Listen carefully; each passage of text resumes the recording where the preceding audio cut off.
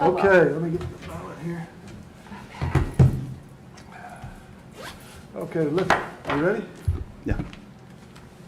Greg, are we ready? We're on it. Yes, sir. Thank you. All right. Let me call this meeting of the audio-video conference, the meeting of the Facilities and Safety Committee meeting. This meeting was noticed as required by the proper statutes to allow these type of meetings. And the first item on the agenda is going to be an update on the Vernon Bandhall and the choir fire damage. Mr. Tapia. Yes, Chairperson, Mr. Powers, members of the committee, Dr. Noyola and colleagues. First item we're going to talk about is the Vernon Bandhall choir fire damage project. This project's being done by Noble Construction, and the first part we had to do was the asbestos abatement, and we got it all abated and cleared and passed all the required tests and got the health department to sign off on it. But during the demolition of the second part, they found some more asbestos, so we had to do a second phase. That phase has been completed. We've got the air clearances, and we're ready to start doing a build back. One of the things that we noticed when we tore everything out is we hired an engineer to help us put it all back to make sure that anything that was burned and the electrical system and check everything, is that the old electrical wiring did not have a ground wire in any of the circuits. And in today's code, that just wouldn't pass, and it's not acceptable. So we can never really do any kind of upgrades and do panels, systems, anything to integrate. We can't do any kind of upgrades with that system. We need to put the ground wire. So we got a proposal from the engineer to do a diagram to upgrade the system, and we got a price for about $2,600. So I gave them the go-ahead, the verbal to go ahead and get that going. That way they can start closing up the sheetrock and start the build-back project. And just to show you, it's all cleaned up. It's a very clean site, and we're just waiting for that last clearance to get going. So with this week, they should start building back the sheetrock walls and putting up the insulation, and as they put the ground wire through. Another thing that we're doing is the light fixtures up on top are those old T8 fixtures. It's getting really harder to find those old bulbs. And they're going to stop selling them pretty soon here in a few years. So we want to get rid of those and convert those to LED lamps. And the engineer really recommended it. This is the perfect time to do it. So we're just waiting for a price for that as well. And up at the very top on that picture on the right, you have the darker area with the metal studs. That's the exterior stucco wall, and there's some areas where they found some water penetrating through during the rains. There was some roof leaks, and there was some leaks on those side panels. So our maintenance guys have done the small areas. They've done some roof patch repairs, but those side ones is a little bit more involved. We're going to have our engineer and our architect, which is John Piercy, to look at it to see if we can put a new cladding on the exterior, some kind of new panel to waterproof that whole area, because as water got in, it's been sitting there, you get mold, mildew growing, and the contractor doesn't want to close it up like that. So that's another thing that we're looking at. But in general, the build back's going to start this week. So other than that, it's ready to start closing it up. We're working with the principal to pick the floor tile colors, the patterns, and the carpets for the bandhalls and all that. So all that's being done in coordination with the administration there. So You think we'll be through? we're hoping to, when school starts, that it'll be available for the kids. That's what we're shooting for. It was just these couple of stumbling blocks with this asbestos environmental issues we ran into. Any questions? No, sir. TRE projects, please. Moving on to the TRE projects, the Treasure Hills is going well. The library addition area with the GT rooms and the special ed rooms and the nurses area, it's all being worked on. And then the office area was added to an old building that we're renovating, and that was already also enclosed. And then we're doing the addition back to the mini gym. And the rain's kind of been causing some problems for us to get the machinery in there to finish that roof in the mini gym area, but everything else is dried in, and they're able to work inside. So I'll just show you some pictures of the aerial. There in the middle is the office area. There'll be a canopy connecting the new wing on the left to the renovation on the right. So the office area is centered with the parking lot, and the parking lot is almost 3 times bigger than it used to be, the way it's designed. And the construction trailer off on the right has been removed. So this parking lot is only half built. Now they're going to start the other part as soon as it dries up. And over on Haynes, you can see the parking lot extension we did there for the bus drop-off. It's twice as long, and there's more parking there as well. So overall, the designs work very well, and it should improve the traffic flow on Haynes as well and Treasure Hills Boulevard. On the interior of the library, there's a maker space that we're doing in there. That's going to be a new thing with our ILCs. Some of the fixtures are already up, and some of the construction and interior walls and fur downs, and they're starting to finish work inside. And the outside, there's that canopy, connecting canopy. The middle one is that tall pitch there in the middle, and then you're going to have a flat roof connecting all the way through from one side to the other. Went there today, but it was so muddy I couldn't get in there. Again, just some of the fur down wall. They're starting to do some sheetrock and enclosing, and some of the mechanical systems and conduits and things like that. So it's moving along pretty well. Any questions on Treasure Hills? If not, the next project are the school entry vestibules. This is at Rodriguez, Dishman, and Wilson. Last time it was just Rodriguez that had work. Now we've moved on to Dishman and Wilson. You can see some of the work there. Those doors are very heavy duty. They're bullet resistant, a higher grade. Receptionist area also. And you have the wall protecting you from going into the campus. They'll have to be buzzed in once they're cleared. So it's very, very secure. This is Rodriguez with a door and the full hinge all the way down, panic hardware. And the receptionist area, and even on the bottom, on the wall, there's a liner that is a bullet-resistant type material, a liner. And this is Wilson Elementary, same thing. All that's new. It's a very heavy-duty resistance glass, and the doors as well.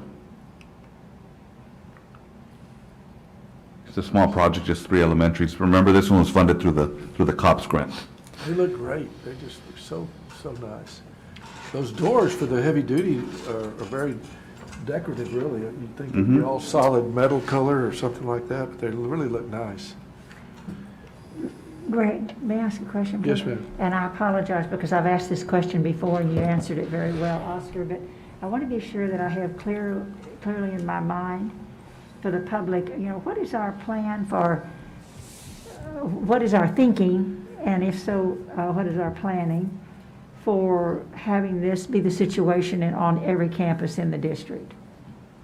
Well, this project started because of the COPS grant to do this concept, and we're glad we did that because this kind of set the precedence of what we're going to do and how we're going to do it. And now that we've learned the materials, the design, the architect also had to go through a learning curve. There's different grades of bullet-resistant glass all the way to police department and hospitals and jails, and this is the one right below that. And so now that we've learned this, on the average, these elementaries cost about $100,000 each. And so under our TRE plan, we're planning under safety to put some money in there to continue doing all the elementaries and middle schools, all the way up to the high schools. Okay. But we're going to accelerate it a little bit because under the ESSER funds, the stimulus money, we're going to shift some of that money now over to the ESSER funds because it allows renovation and protection for the flow of traffic to screen people and things like that. So this will qualify under the ESSER funds. So we'll use that, and then down the line TRE. So together with those two together, we should be able to finish them up a lot quicker than we originally thought. So this we'll be is our working on prime, this and the, is it fair to say this and the fencing are 2 primary ways that we are providing safety?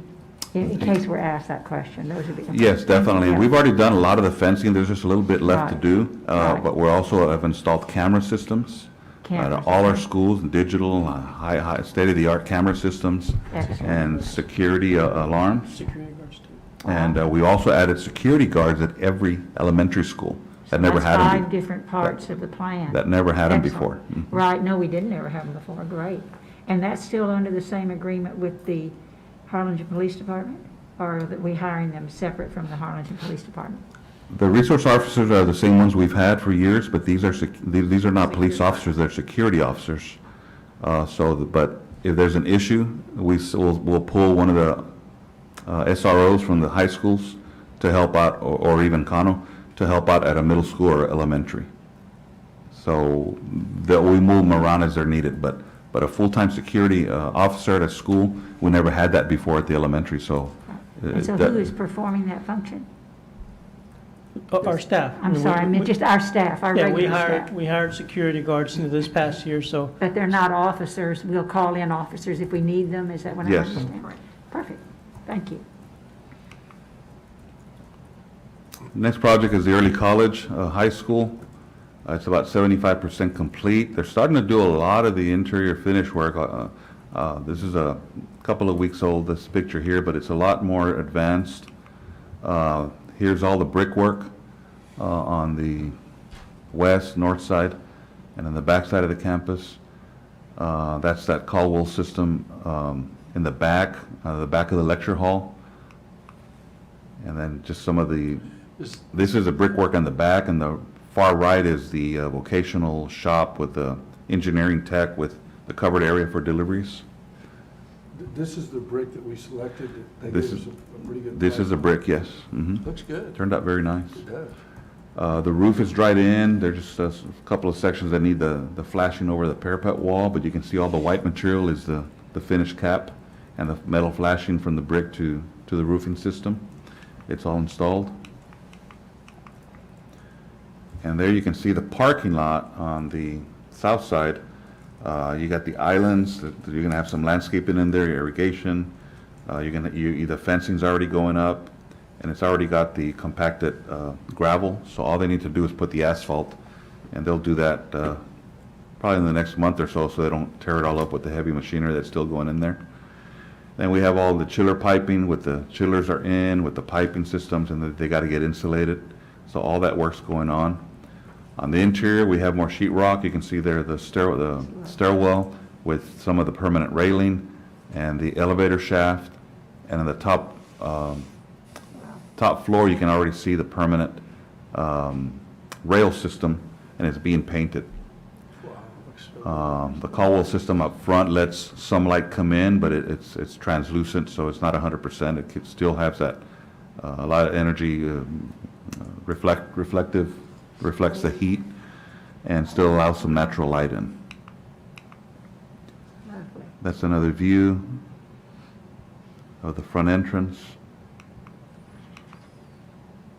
The restrooms already have tile work going on the walls. They already have the air dryers on the walls, new doors, sheetrock. These are the science rooms. They got all the plumbing in. They're just waiting for the furniture to come in. They'll put them in. The ceiling grid's going in, so that means they already finished all the duct work, the fire sprinkler system, a lot of the electrical wiring. Then they'll have to lay in the air conditioning, the diffusers, speakers, and things like that will be the next step. So it's coming along very well. Any questions on the early college high school project? They are planning to finish the last week of July, second to the last week of July, so we can start moving in. So that's- This weather now is not a factor to you, right? No, not on the inside. Yes. May I ask one question, Sure. Mr. Chairman? Yeah, will you speak to the safety vestibule or whatever kinds of features are in this particular campus? Is there already one in there, probably? Let me go back to, Good question. let me see if I caught that in one of the photos. Oh, it looks really neat. Didn't get it in there. Let me see. When do we get our shirts? And the very bottom left, there's those openings there. They're waiting for a frame with a window. It's the same type of material as the entry vestibules we have on these bullet resistant type. And there'll be another set of door in the front there that you walk into that lobby, like at school health professions. The glass doors in front of you, you can't go in. You can't You have go to up go in. there to the left to that office that you see there in those protected windows.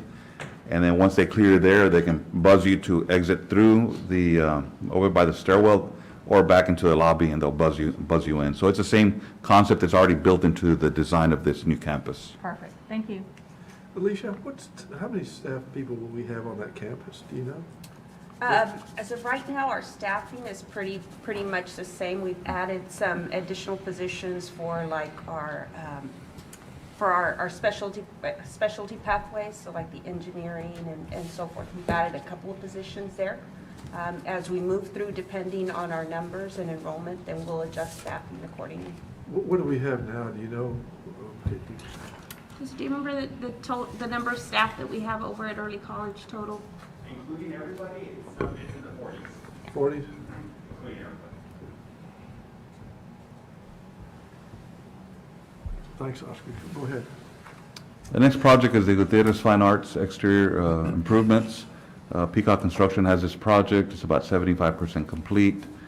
This is the structure that's already out built. It's the steel iron with the metal roof. We have the built-in desks and tables with the screen walls for shading. We have water and electrical at this site, and you even have a catch basin there for natural rainwater for the nursery that's going to be right next to it. That's just another view. That middle section is like the teaching station. That's the one that has a sink and the water in it. And the frame is already built around the chiller area. The panels already came in. They're going to start erecting them tomorrow if it doesn't rain, so we can finally do that screen wall. And all the painting on the fascia around the building has been done. And so we're almost done with, once they get these panels up, we'll be pretty close to finishing that project. Change orders, I talked about Vernon fire damage, the millwork, all the shelving that was built into the walls that had to be demolished out so we could get to the back and remove the asbestos, all the countertops, cabinets, low, high area, everything was torn out in a lot of areas. It's going to be about $50,000 to replace them all. Remember, Vernon is going to be covered by the insurance, most of it, hopefully. I think we've already gotten some of it already approved, right, Julio? Yes, we have. And then the next part is the electrical grounding that I talked about. It's $2,677. And the last part, I'll probably have it by the next meeting, is the electrical upgrades to the LED fixtures. Will probably be one of the other ones that we approve. So we're up about $613,000 on the contract amount right now. The board did approve it under an emergency to accelerate this project so we can finish it as soon as we can. The Early College High School, we had a betterment allowance of $97,000 to add air conditioning to the machine elevator room. This one we had previously talked about, well, we removed it because it had a brand new system and it was like $38,000 all by itself. So we were able to add a smaller unit and then bring in some AC assistance from some of the other ductwork nearby to cut that in half to $15,000. So we saved some money there, but it's still going to get the job done. Reducting some air conditioning duct at the entry was kind of going to be a little bit too low and exposed, so they had to raise it, and we're going to enclose it in. The sound system, AV equipment to the dining area, and additional electrical drops, data drops to 70 rooms, 70 drops was added as per a visit with staff from both campuses. Lighting revisions at the ILC. We had to adjust some areas from the high ceiling to a low ceiling because we had redesigned the circulation desk, and some additional raceways to the entry vestibule and LGIs to add some extra circuits, and additional electrical to the engineering lab due to some equipment that we bought that needed an upgrade to match the machinery and equipment that we bought or that we're buying. So that's where we are, reporting the change orders to the board. This one I'll have to put on the next Tuesday's board agenda because it's over $50,000, and this will require the board approval. So you'll see it next week. And that's the end of my presentation. All right. Julio? Thank you, Mr. Powers, Dr. Mignola, committee members. So page 43 is the construction update report as of May 31st, 2021. On the first column there, you have the year 1 through 5 budget, and we had $60 million in that budget. Year 6, we had another $23 million, and that's the $10 million that we contribute from TRE, plus UTRGV's portion of Early College High School and some reserves that we brought over this year for Treasure Hills. What we spent year 1 through 5, $54.2 million. What we spent and committed so far this year, another almost $28.6 million. Total spending committed about $82,833,000. So right now we have a little balance of $166,000. Again, it's, this is through 6 years, and to invest $83 million into our district over the past 6 years, through the TRE, it's pretty good. I'm glad to answer any questions that the committee members might have. Any questions? All right, thank you very much. Oscar, thank you. That's all we Everything's got. moving fine. Looks like we're going to be up and running full steam in August. And all of our facilities will be complete, it looks like, and start a brand new year in a great way. So thank you for all you're doing. Julio, thank you for keeping us in the black. Sure. If there's nothing further, this meeting is adjourned. Budget workshop. I gotta run back to the office for a few minutes. Nap time. Tap time.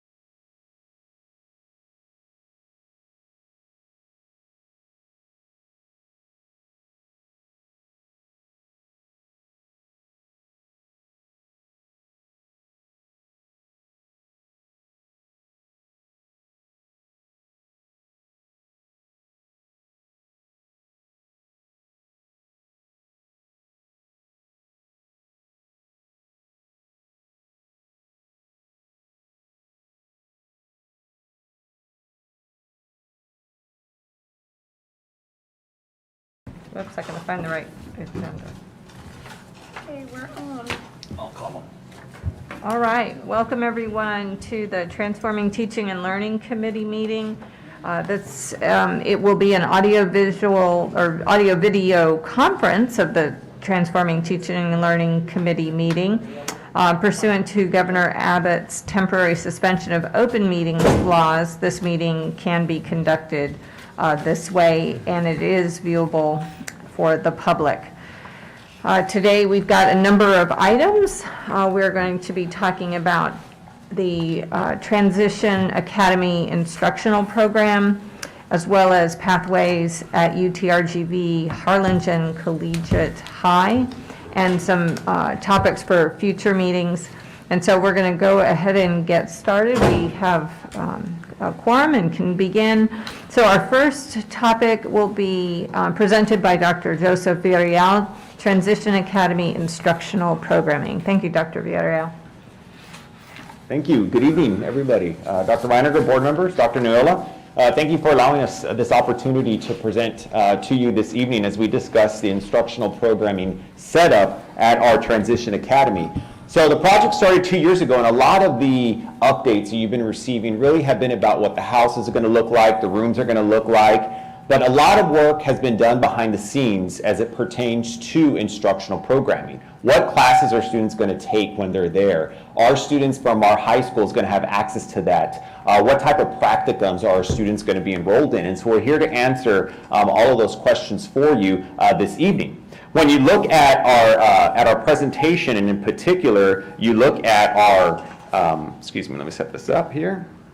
And when you look at our strategic plan, you really look at goals 1 and 4 because it speaks a lot to individualized learning, and that's exactly what's going to be happening there at our Transition Academy.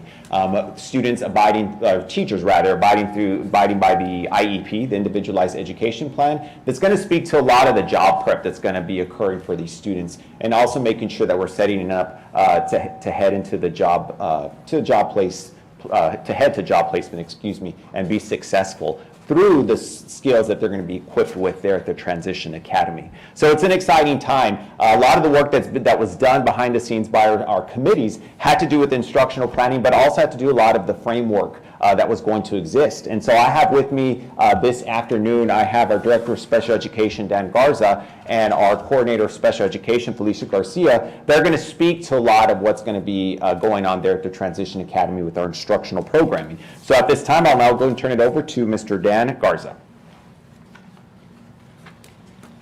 Thank you, Dr. Villarreal, and thank you all for allowing us this time to go over some of the really exciting things that are going to be happening in the future at our Transition Academy. We're very pleased with the work that our committee has put forth. And what I'm presenting right now is just the 19 plus programming, because that's what's all new. A lot of the information a lot of the other activities that we have are things that we're kind of beefing up just a little bit, but for our 19 plus, it's truly new programming that we have for them. So a lot of work had to take place looking at what we wanted to accomplish here, looking to see what courses existed, what innovative courses were available, looking to see what CAKE courses we could possibly have there, so giving them the opportunity to receive that CAKE programming and that CAKE credit. So a lot of work took place to see what fit into what was already existing and what we wanted to accomplish here at the Transition Academy. So when you look at the 19 plus, if you look at our 19-year-olds and you go down and look at the courses that are offered there, again, new courses. The independent living course will be the one where we teach those life skills, those daily living skills on how to work within a home. Whether it's cutting the grass, making simple repairs, whether it is making a bed, making food, cooking, cleaning, all those activities will be covered through our independent living course. Then we go on to career prep, and this is a new CATE course, and it's something that the state recently adopted, and we're jumping right on board. It came just at the right time so that we're able to take advantage of that and offer that CATE course. In fact, our teachers recently went through training so they can be CATE certified and offer that course and give those students those CATE credits. So that really helps the district out as we have more students taking those career and technology courses. Then we move on to the next course, which is called Student to Industry Connection. In our Student to Industry Connection course, that's where we'll introduce some of the more specific skills. So when we talk about floral design, when we talk about basic plumbing, they're all going to be covered within that course. And different people will be teaching that course. We'll be utilizing some of our K teachers to come in, almost like guest lecturers, to come in and teach some of those courses to our students. And we'll also have people from industry coming in to teach some portions of that course with our students. So that's a really exciting course. And again, this is something that's going to give them elective credit. So it's not local credit, but elective credit. So they'll continue to earn those credits as they venture on 19 through 22. Then our last course, a practicum in business management. That was the only existing course. This is a course where students go out and actually work in the job arena and get that experience, hopefully resulting in a paid position once they leave us. So we're really hoping that that job site, that job training that occurs during the practicum in business management really serves them. And they're going to continue with a lot of these courses. We offer it beginning with 19, then it moves on to 20 with Independent Living 2, Career Prep 2, the Practicum in Management 2, and we move on to 3 when they're 21-year-old, and 4 if they need it, when they're 22-year-old, and then they're hopefully ready to leave us. And some of them may stay till they're 22 years old, some of them may leave at 21, some of them at 20, depending on how prepared they are for the workforce. But we've created all this new programming to help them get there. And so that was really exciting, and a lot of work, like I said, took place to get them here. I'm going to turn it over now to Felicia, who's going to talk to you about the programming that we have for our younger students. And there's some courses that are still traditional, will be happening on their home campus, but some that will occur at the Transition Academy as well.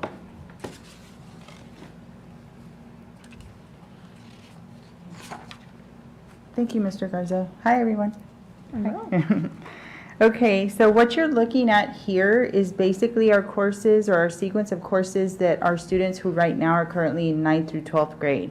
And we aligned this, I would say, it's been about 4 years ago. About 4 years ago, we actually created this plan so that our students would actually have classes that meant something a little bit more to their graduation, you know, their transcript and everything that comes along with it. So you can see the progression of the actual curriculum requirements for graduation on there. And then the ones that are highlighted are courses that we've looked at in, if it's in their IEP, if it is a goal for them, something that they can do in their IEP, that their teacher can then relate to the Transition Academy. And what I mean by that is if it's in their IEP, it's a goal that they can work on at the actual academy. So if it's in there, we were looking at these particular courses as aligning in that way. And once they get to, let's say, for example, if you look at 12th grade, if you see, or 11th and 12th grade, the general employability skills, that one in particular, we're looking at already connecting those skills with what they need to actually move on to the academy. So within that particular course, that's where we'll focus a lot on those skills that maybe they don't have quite yet, but they are going to need if they're going to be in the programming that Mr. Garza was just talking about. So I don't know if you have any questions for us in regards to these particular courses or anything that they spoke about? Yeah, Thank you. I have a few questions. Well, I want to let you all finish your, okay, good. Well, I just want to add one piece that a very exciting part about this is that we're going to get started this summer. So this summer, through our extended school year program, we're going to have students already attending the academy and going through all of this. And we're talking about all our students, not just some. So our 9th grade all the way to our 22-year-olds that are participating in our extended school year program will take part in these employability skills and all these other activities during the summer program. And that's going on pretty much all summer. Madam Chair, do you? Please, Dr. Pettis. Okay, thank you, Doctor. So I guess, and I love these short presentations because honestly, giving us the high level is most meaningful. And then this is really kind of where I think it's very meaningful, just being able to ask questions and that kind of stuff without getting too much in the weeds, just being able to understand kind of how it works. I guess I'm interested in a couple things. I'm interested in how we plan. First of all, I think to start off with a question, what numbers do we think are we talking about? How many participants? If you have that off the top of your head, No, I mean, summer and then, of course, in the fall. Summer, you would remember, you said about 15? Oh, go ahead, sorry. In the summer, we have 15 registered so far, but registration is still Okay. going on, but we have 15 for sure that will be attending this summer. In the fall, any idea, can you project how many that will be? Same 15 or more? We have a little bit more, so from South, I think we have about 13, and then from Harlingen High School, for sure, we have about 10 or 11. Okay. For sure, that are So gonna be far, there. anybody that's over 18 or? These are all They're students that are all 18 plus. They're all Yes. 18 plus, okay, Mhm. gotcha, okay. Okay, so, so the other two questions I have is, how do we plan on engaging with the parents Okay. so that they're aware of all the things that are going on and that can provide some depth and also kind of continue the situation at home and things like that? So so the engagement with parents, I'm curious about. And number two, I'd love to know what kind, you've already mentioned industry involvement, Dan, but I'd love to know, like, how do we plan on really in a meaningful way connecting them with opportunities for employment and that kind of stuff? Could you please maybe address that? Okay, I'm trying to remember now your first question. First question? So the first was engaging the parents to make them part of the work and to really, because sometimes you can almost coach them up in a way because they can continue the teaching and things like that at home and they can, I mean, anyway, I think there's an opportunity there. There's always an opportunity to engage your parents even when they're, starting in pre-K, whatever. But I mean, at this level, I think it's also meaningful, Absolutely. And the way we started this whole journey, we started right off the bat with inviting the parents in. We had informational meetings at Harlingen High and at Harlingen South.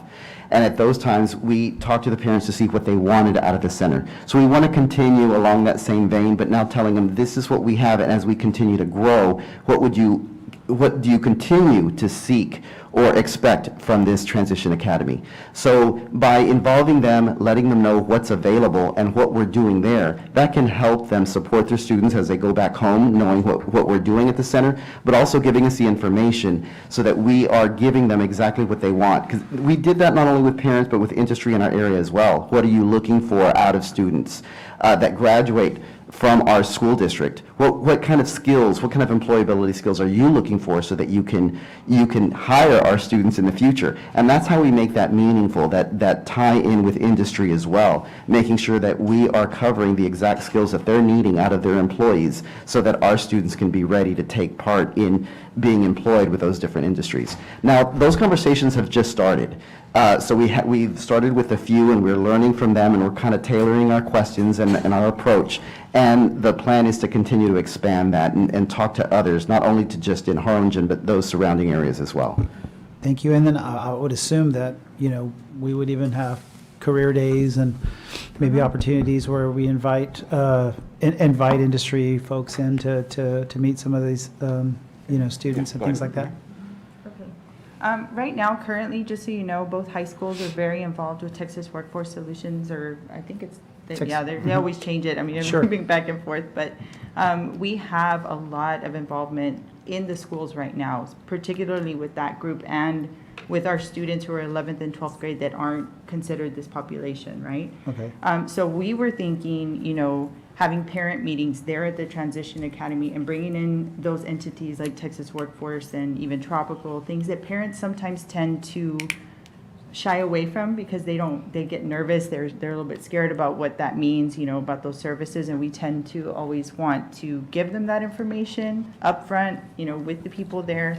So we were thinking parent meetings, maybe even a newsletter or something that would go out just to kind of keep everybody involved. But I think the parent meetings at the center not only would involve them with those types of entities, but also allow them to see what their students are doing, what they're doing at the Transition Academy so that they can go home and expect it as well.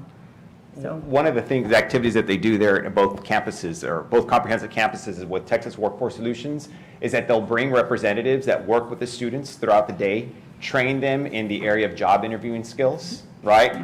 Resume writing, cover letter writing, and then at the end, the culminating activity at the end of the day is that they go through an actual interview with Texas Workforce Solutions, and then they'll critique them and give them some advice.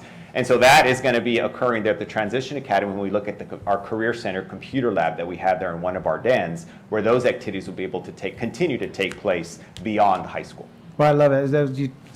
My next question, you answered most of it, was going to be about how we're developing the soft skills and then helping them with sort of the basics of getting the job, like you mentioned, the resume writing, the interview skills and that kind of stuff. So that's very helpful. So, no, great job, guys. This is going to be very exciting to come to fruition. I'm sure this summer is going to be very much a sort of opportunity for learning and as you go kind of thing. And so we look forward to maybe a next report on kind of how it's going, you know, and perhaps maybe I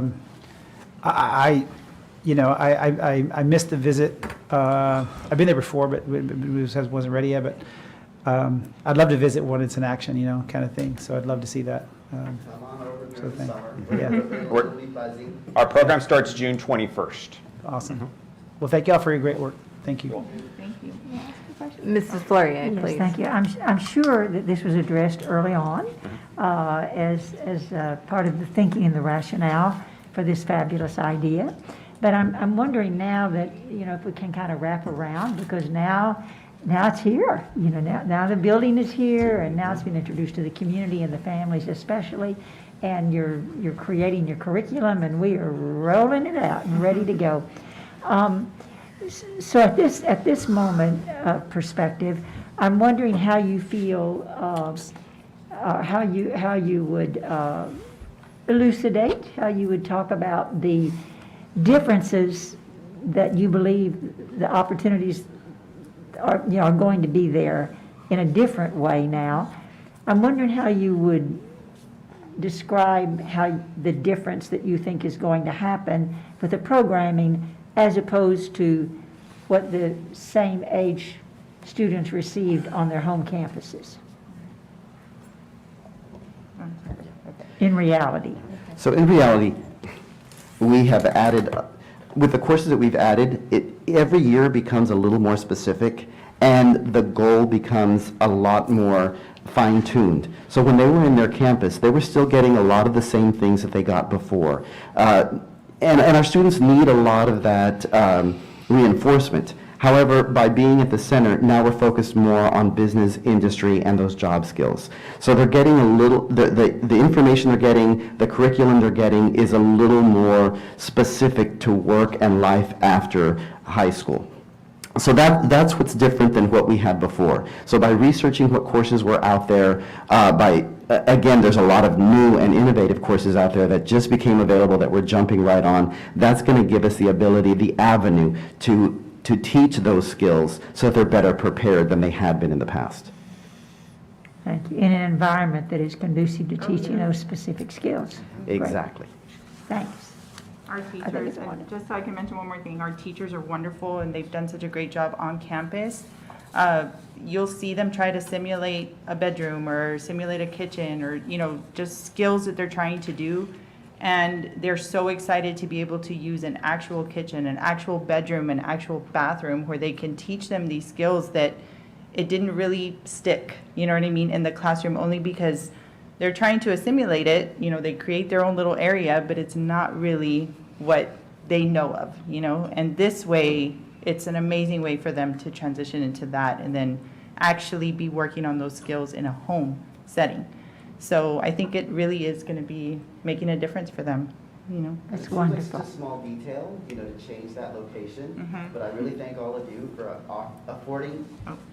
I thank all of you for affording our students that opportunity, because it does seem like just a small little change that we've made, but those small changes make a big difference for our students. So thank you all for allowing us this opportunity and allowing our students that opportunity. Thank you. Very exciting. Thank you. Thank you. Thank you so much for the presentation. I wondered if you would speak to kind of two things. One is there's been different references, and I may have missed it, and so in the opening up of curriculum opportunities and in the kind of searching for best practice, you know, what's really working, what's really preparing students. Can you speak a little bit more about where did we search for that and that we're pulling in those courses? And then also, I was glad to see the sequencing pieces of this. Can you speak to that a little bit? Like how would we do sequencing across some of these courses? Go ahead. Do it. I don't want all the other. We did search different places. The very first thing we did is we looked at others that might be similar across the state as far as other transition academies or that address transition. But we didn't find exactly what we wanted. We wanted to take it a step above, because what we're finding with a lot of these centers, everything they offered was just local credit. They were developing it themselves, and they were just offering local credit. So we wanted to go above and beyond that and really give our students something with more meat to it. So we did look as far as we can search all the courses that are available that the state recognizes. And so we looked at that. We looked at CAKE courses as well to see if they fit the need of what we wanted to accomplish with the center. So that's where we looked at. We even looked at university to see where there's some things that we could do through the university. We found our own CAKE department was pretty strong, and that by utilizing the CAKE teachers that we had here, we could replicate, if not make a better program. And so we did work with our CAKE department too to explore opportunities in which their teachers can assist with our teachers or can even assist with our students. And so those are the avenues we looked at, and we're not done yet. You know, we're starting off small, and I know earlier when Dr. Perez asked about the students that we were looking at in the center, and we gave him those numbers, because we're concentrating on those students that aren't going to be with us too much longer, because the center's only going to be available next year, so we only have so much time. So we're really concentrating on those kids that might age out. So when they do age out, we've done our part and done as much as we possibly can to get them ready. And we're trickling it down to the younger ones. But we concentrate on that older group so that they're truly prepared with the time we still have left for them. But we're not done searching for other courses or other programming. We want to do it right, but those are the avenues that we looked at. We looked at what was available as far as the state. We looked at innovative courses, and we looked at CAKE courses, and we even looked at university offerings to see how we can replicate. Great, thank you. And if I can add also, one of the things we learned, and there's a little detail in the garage that maybe you didn't notice, but when you look up, you see hanging outlets. And that was for the purpose of these CTE courses, so that we could have the proper, power outlets available for students if we needed to utilize tools and things like that. So That's exciting. Yeah, everything you're saying is very exciting, and I can't wait to see the ramifications, the positive ramifications of it. We probably won't even imagine, like in another 3 years, what we'll be doing. So what you talked about, we're not done yet. We're not done looking yet, and I think that's really got to be our constant mantra with this, because we're leading, but there'll be others that we want to look to, and I think we really see that with Holdsworth, right? That we can look at international models. We can look far and wide to figure out how we can best make a difference for these children. So I was excited about that. If I may add, Dr. Reiniger, that's why it's also important, and I praise the committee because they wanted to go above and beyond, and that included looking at some CTE courses and TA courses out there instead of having our own courses, because those are researched, those are tried and true, and they're constantly being updated. So there's always something new that's out there in industry that we need to recognize and we need to try to implement in our systems. And that's exactly what was happening there with the planning of the Transition Academy. That makes sense. And so then does the sequencing fall in line with that too, that because it's tried and true? Exactly. Got it. Mm-hmm. And along the way it may change, right? And then Yeah. we'll adjust as Right. necessary. Right. Exciting. Well, thank you so much for the work, and as you can tell, we are supremely interested in how this continues, and so we look forward to more reports and any support you need. We want to be there. So. And what's amazing is the impact that it's had, and we just opened it. Right. And it's had such a big impact already, and so we're just going to continue to have that impact, and just like you said, see it grow. And I know we got to move on, but just I know you probably do this already, but if you can involve the high schools, all of those schools are traditional students, and just in whatever way, there's clubs or whatever, maybe students that want to volunteer there, do kind of stuff. That'd be huge, I think, for the students that are there. They've reached out, and as far as the CT courses too, it's just not the teacher, it's bringing the students over from the CT courses at the high school to work hand in hand with the students there at the Transition Academy. I think it'd be great. It'd be great service, for the students that are there that want to do that and want to, give back or want to contribute, they want to be a part of that. It's a great opportunity. Thank you. Thank you very much. Thank you. Thank you. All right, next on our agenda, we're going to talk about pathways at Utrgv Harlingen Collegiate High, and Ms. Cortan is going to present that.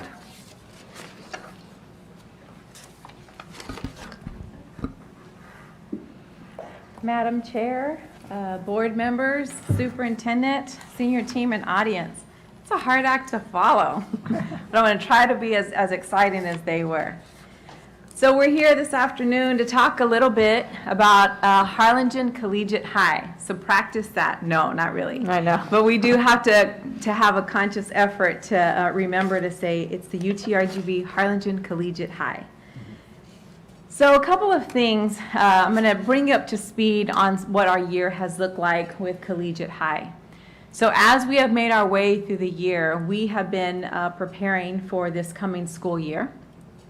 In the audience, I'm going to start by saying a huge thank you to Jennifer Maldonado. She's one of our teaching and learning specialists, and she has been just such a critical part of the work that we have done this school year with preparing for the pathways. So just as we do in our district, yes, huge round of applause for Jen. She just sits there quietly and keeps on tracking. But she does a great job. And she's a great connector with the university personnel, which has made all the difference. So we often talk about planning. We have to plan in order to have the maximum level of success. We have to start with some pathway. And so as we are presenting everything to you all this afternoon, I do want to say that the planning really has been key. The planning up to now has been university and district personnel. We have surveyed students, we've worked with teachers, and all layers that are going to be impacted by our pathways. And so we knew that we needed to have these 3 pathways well vetted so that we could work with our students and get them on the right track. Just as a reminder, we do have different pathways at our Harlingen Collegiate High. For students that are not wanting to do a specific pathway, we do offer the academic core, and that's going to be through Utrgv. And then we have 3 really exciting pathways: the aspiring teacher, one that we all love, the pre-engineering pathway, and the computer science pathway. And so with those 3 specialty pathways, we have been working with our university partners and with our local partners to talk a little bit about where are we going and what is this going to look like. So included in any one of our pathways, there's a few uniform items that we're going to have in there. So first and foremost, we wanted to make sure that each pathway was going to have a 4-year academic pathway with high school and college level courses. And so we have been able to map that out and making sure that for each of those 3 pathways, our students will be able to achieve the academic core, but then in addition, they're going to jump into a couple of their specialty courses in education, pre-engineering, and computer science. So all of our pathways have that. The other thing we wanted to make sure that every pathway had is that entire scaffolded experiences. We've talked at length about that. And with scaffolded experiences from 9th grade to 12th grade, that really is going to expose them to these careers that they think they might be interested in. When we think about also exposing them to the Utrgv colleges, so 2 really important parts of our work. If we think about the School of Health Professions and we think of the impact of the practicum, they are in doctor's offices, and sometimes students have said, I don't like blood, so medicine is not for me, right? Great time to figure that out early on. And others have said, I absolutely love this, and this is exactly where I want to be. So with our Collegiate High, we will have practicum experiences. From the 9th through the 11th grade, we'll be working to refine skills so that when they go out into industry for their senior year, they're ready to contribute to that industry partner. The other thing is exposure to Utrgv colleges. So you think about, we always tell students, you got to go to those universities that you might be interested in to get a feel for the culture and to really be part of that university. So with our partnership through Utrgv and in the pathways, it's about taking our students to Utrgv so they can feel the culture of the university, get to know what those classrooms look like, work with professors, and work with current students in those colleges. So each of our 3 pathways have that. And then their senior year, really exciting. We are going to have a capstone project for every single graduating senior at Collegiate High. Reason being is that it teaches, and when we worked with the university, both on Collegiate High and also with the high school to medical professions, one of the things that kept on coming up is tenacity. Coming in and being dedicated to something and saying, for the next 4 years or beyond, I'm going to stay committed to this passion of mine. So the Capstone Project is going to be just that. We'll prepare students to really think through their 9th through 11th grade years, like what problem do I want to solve with this entire pathway that I'm headed down? And then their senior year, they get an opportunity to really vet that out. So I obviously have not done this work alone. It has been a huge group coming together. One of those members is actually Shane Strubhart, and he leads the engineering pathway. So I'm going to hand it over to Shane so he can speak a little bit about that. So I got to visit with Dr. Jones from Utrgv. He is leading up the engineering program over at Utrgv. We had a great discussion about what we call the experience. So in addition to the coursework that the kids are going to be taking at at Harlingen Collegiate High, that was for you, Ms. Rillery.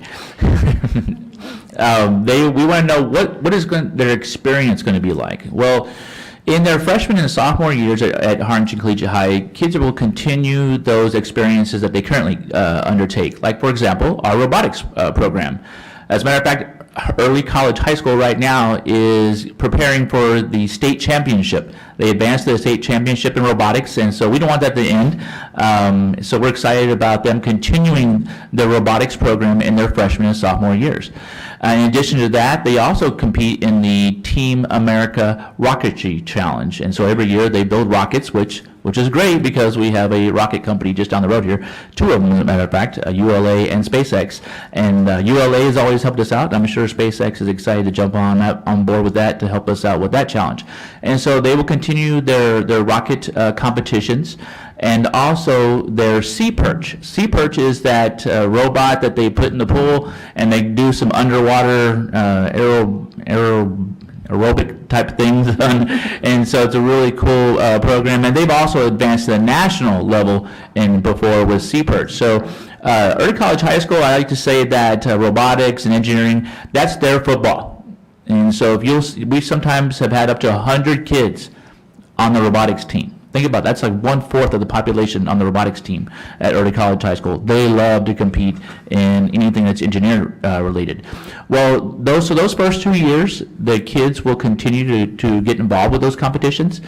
And then also in the summer, we're going to create some summer camp type experiences so they can continue to experience some fun things in conjunction with Utrgv, where some of their senior level kids could help develop some summer camps.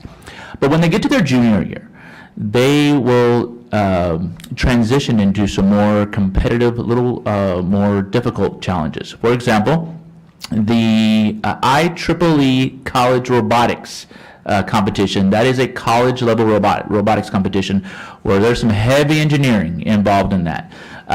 Luckily, we at the new Harlingen Collegiate High, we've ordered some very high-end machining equipment.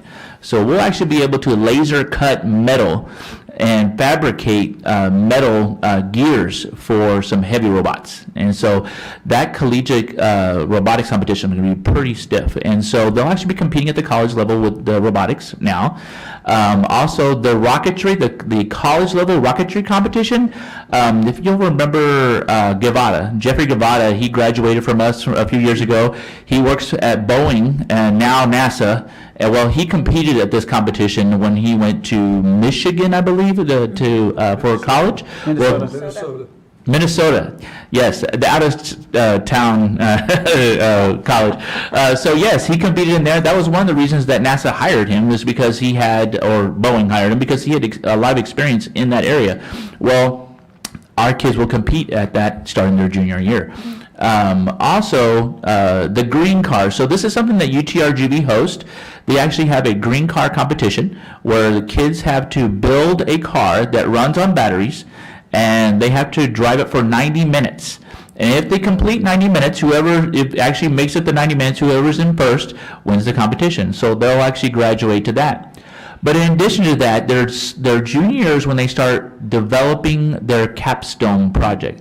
Now, their capstone project is going to be based on probably one of the pathways. It could be aeronautics, it could be mechanical engineering, because there's a lot of different engineering fields. And so we're hoping that through discovery, kids will find what field of engineering they want to go into.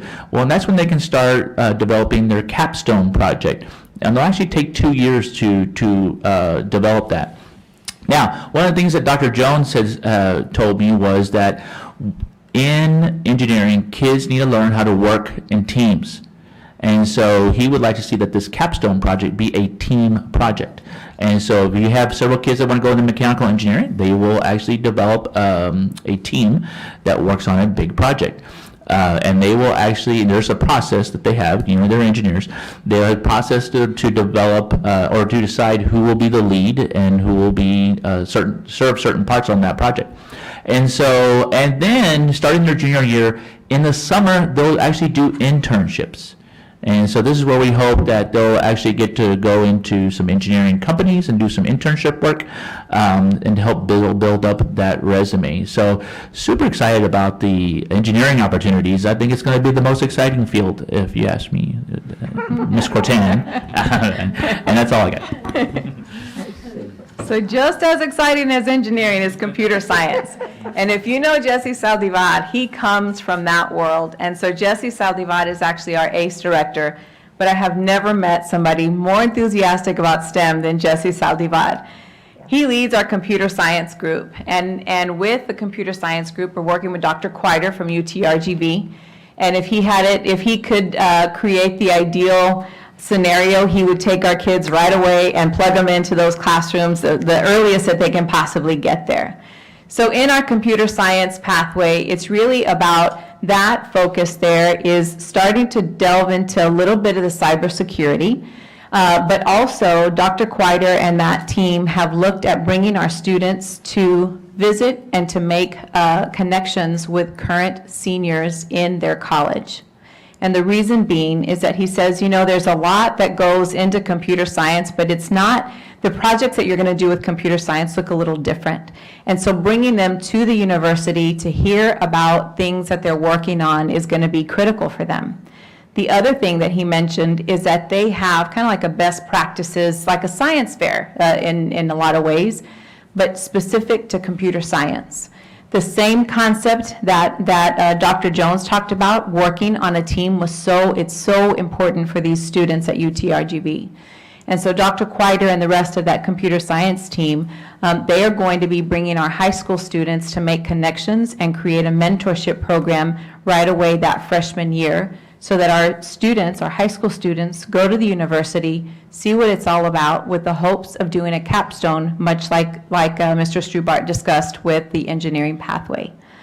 One of the things that we've talked about is, we talked about industry partners with computer science. And as we got further into the conversation, we realized that there is this phenomenal team that sits right behind this podium that could probably be the very best place to do an internship.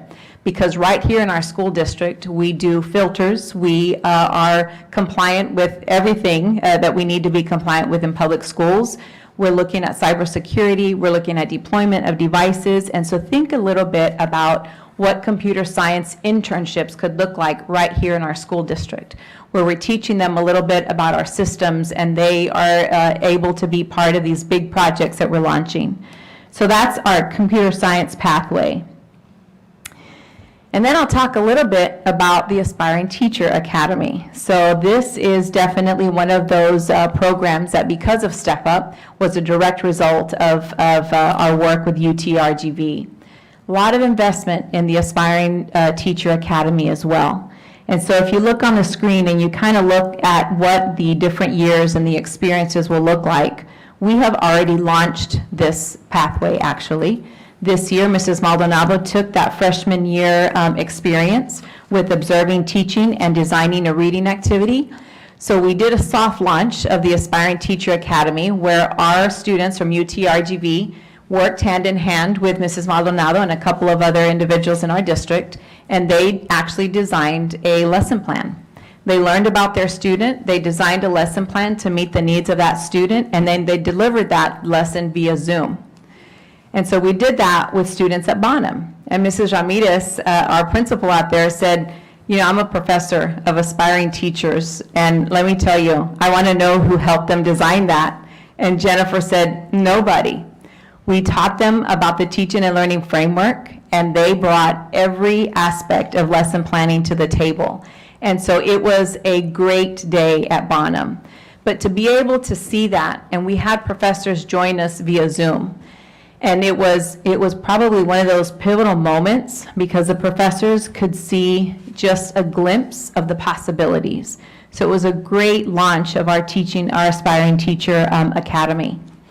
So as our students are going through the Aspiring Teacher pathway, the entire intent is that we would, first of all, look at lesson planning and start small in the freshman year.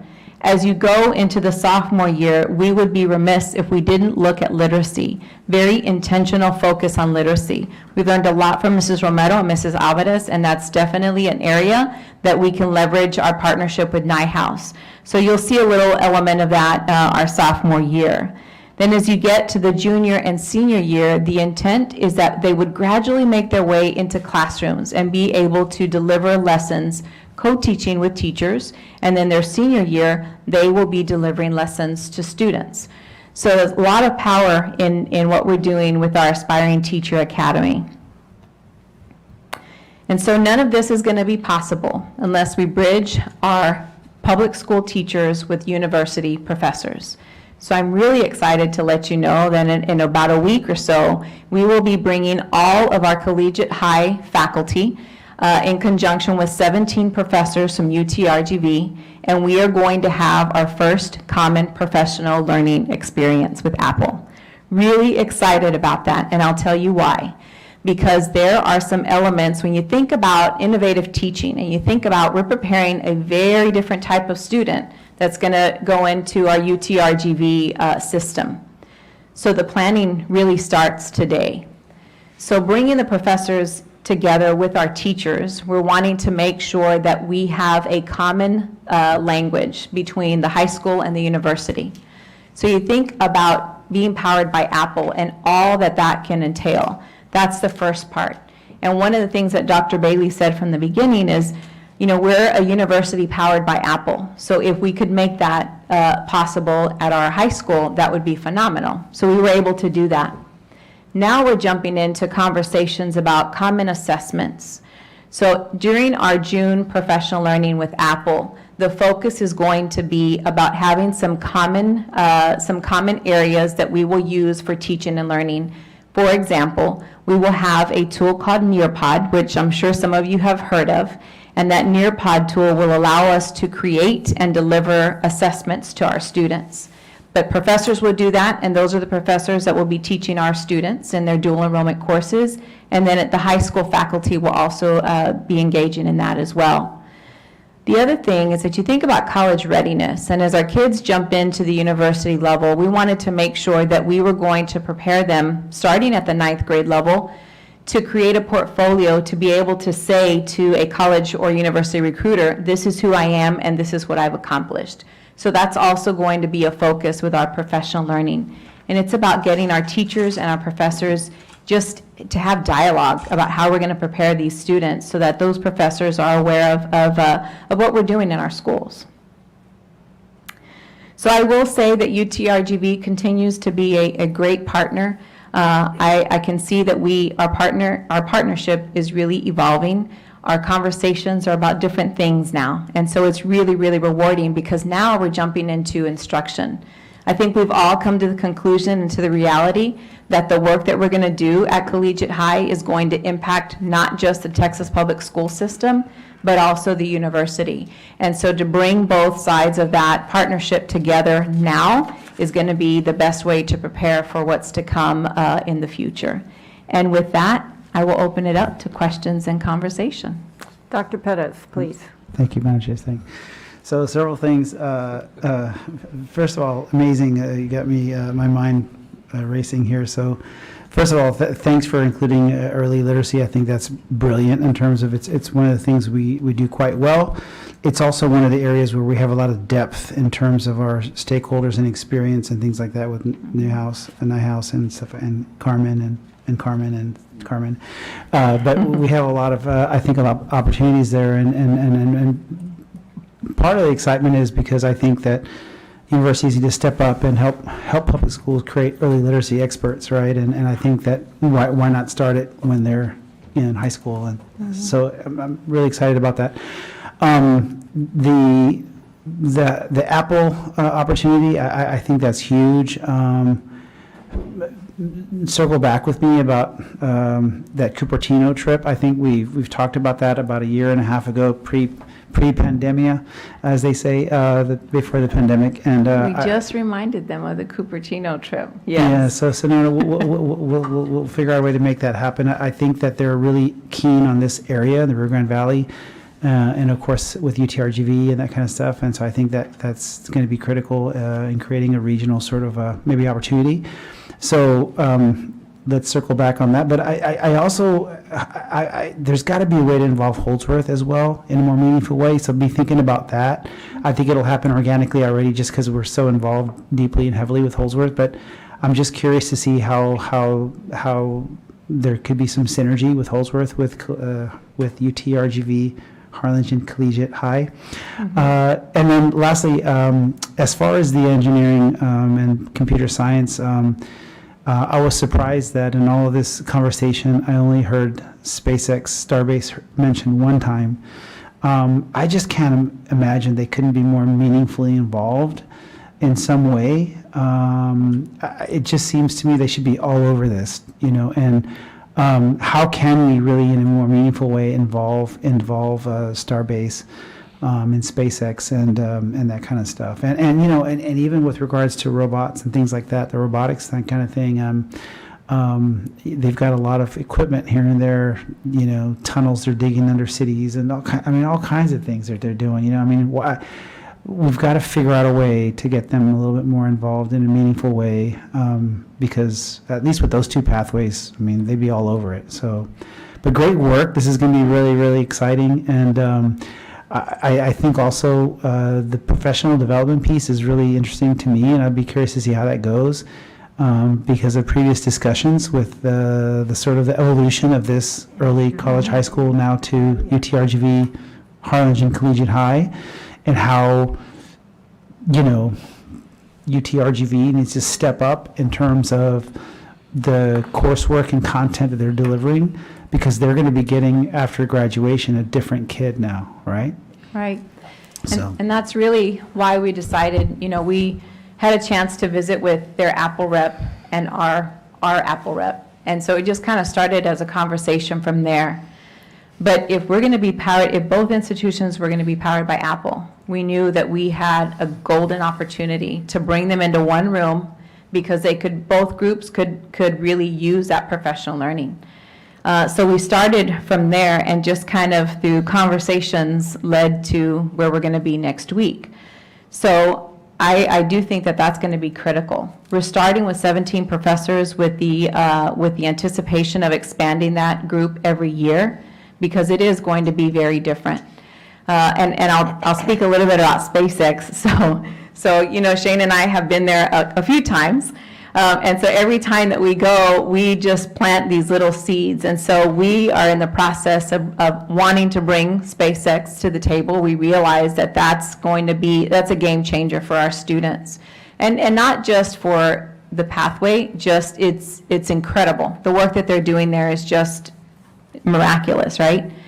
So we will be bringing SpaceX in. I think it's about coming to them and talking about what that partnership can look like. We've talked to them about advisory committees and really sitting on some of those committees to kind of guide some of the work that we're doing in public school. But I completely agree that SpaceX needs to come to the table and make sure that they are part of the computer science and engineering. So that would be a huge opportunity missed if we didn't. Thank you. Anybody else have questions?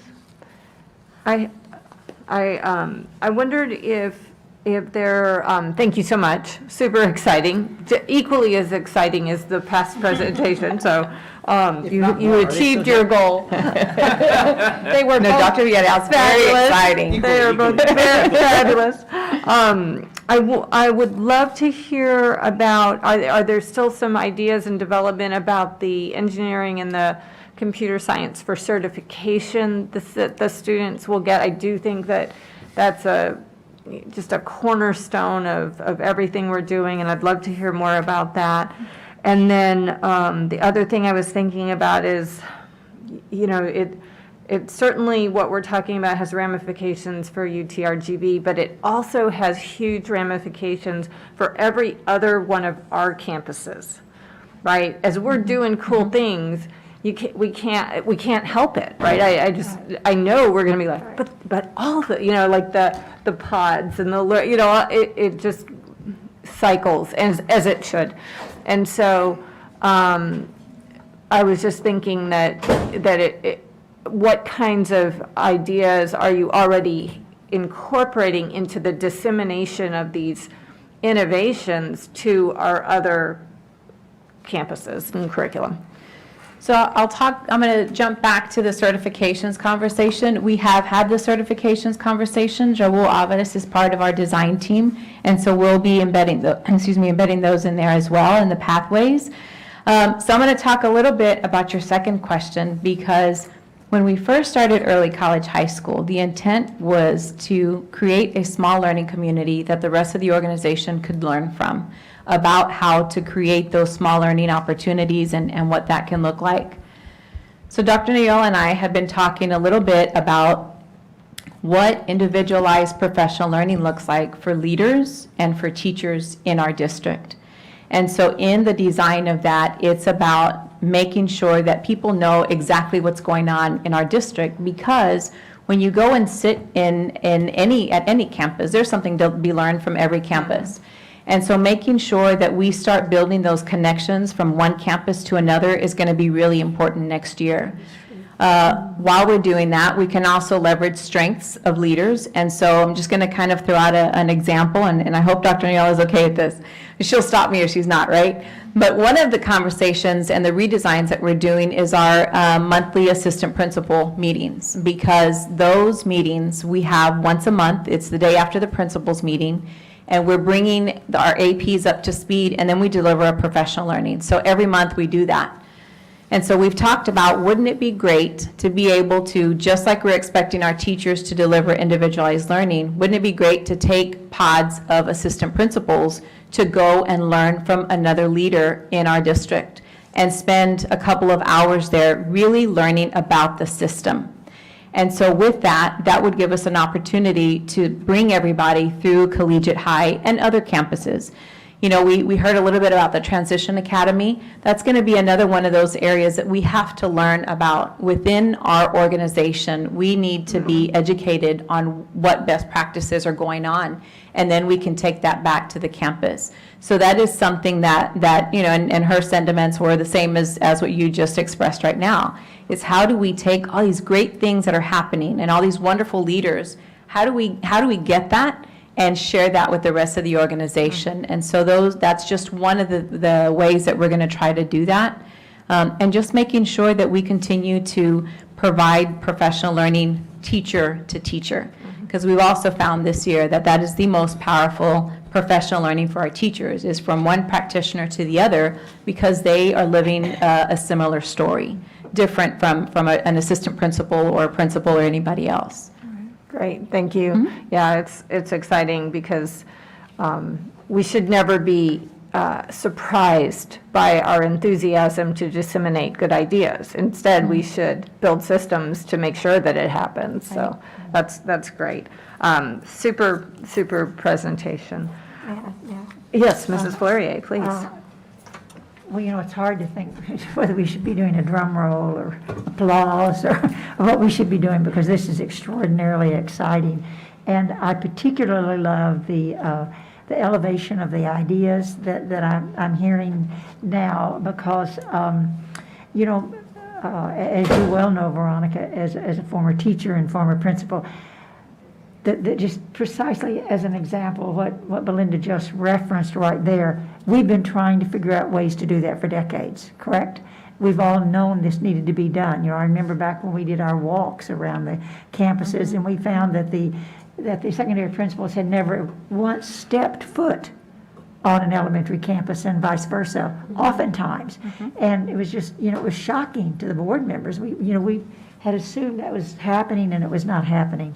And it's been a real struggle.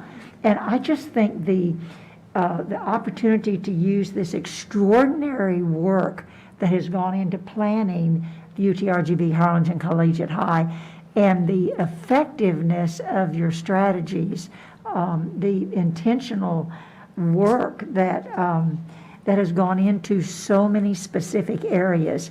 I agree totally with Dr. Reiniger. You know, what an extraordinary opportunity it is to raise the entire ship of the school district, and that this no longer is a campus effort.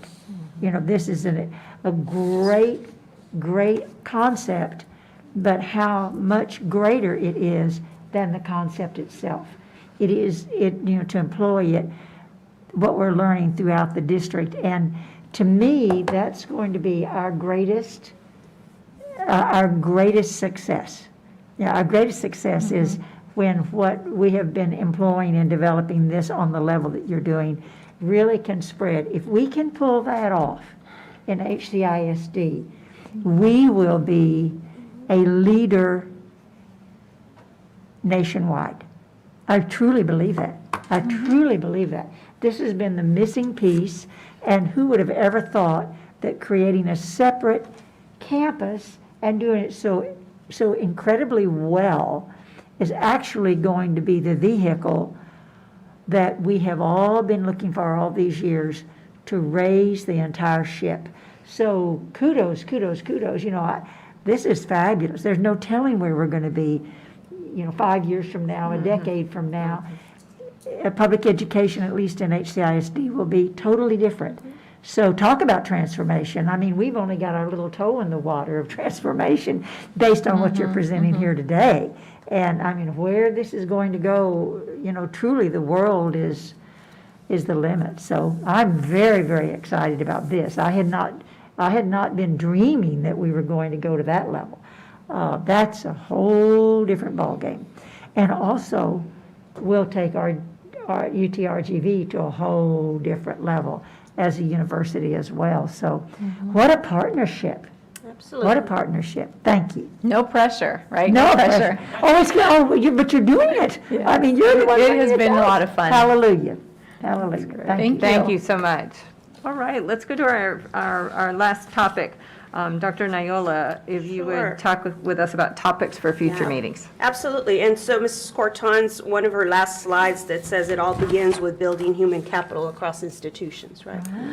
And so we've had a lot of conversation around the support system that we have with Holdsworth in helping us do that. And so we've been talking a lot about Holdsworth. We've had a lot of conversations with the board. We've mentioned Holdsworth, but I think it's time for us to have a real in-depth meeting and really ensure that all of our board members have that conceptual knowledge that we have around Holdsworth that has really been the driver behind a lot of the work that we are looking to do in the future.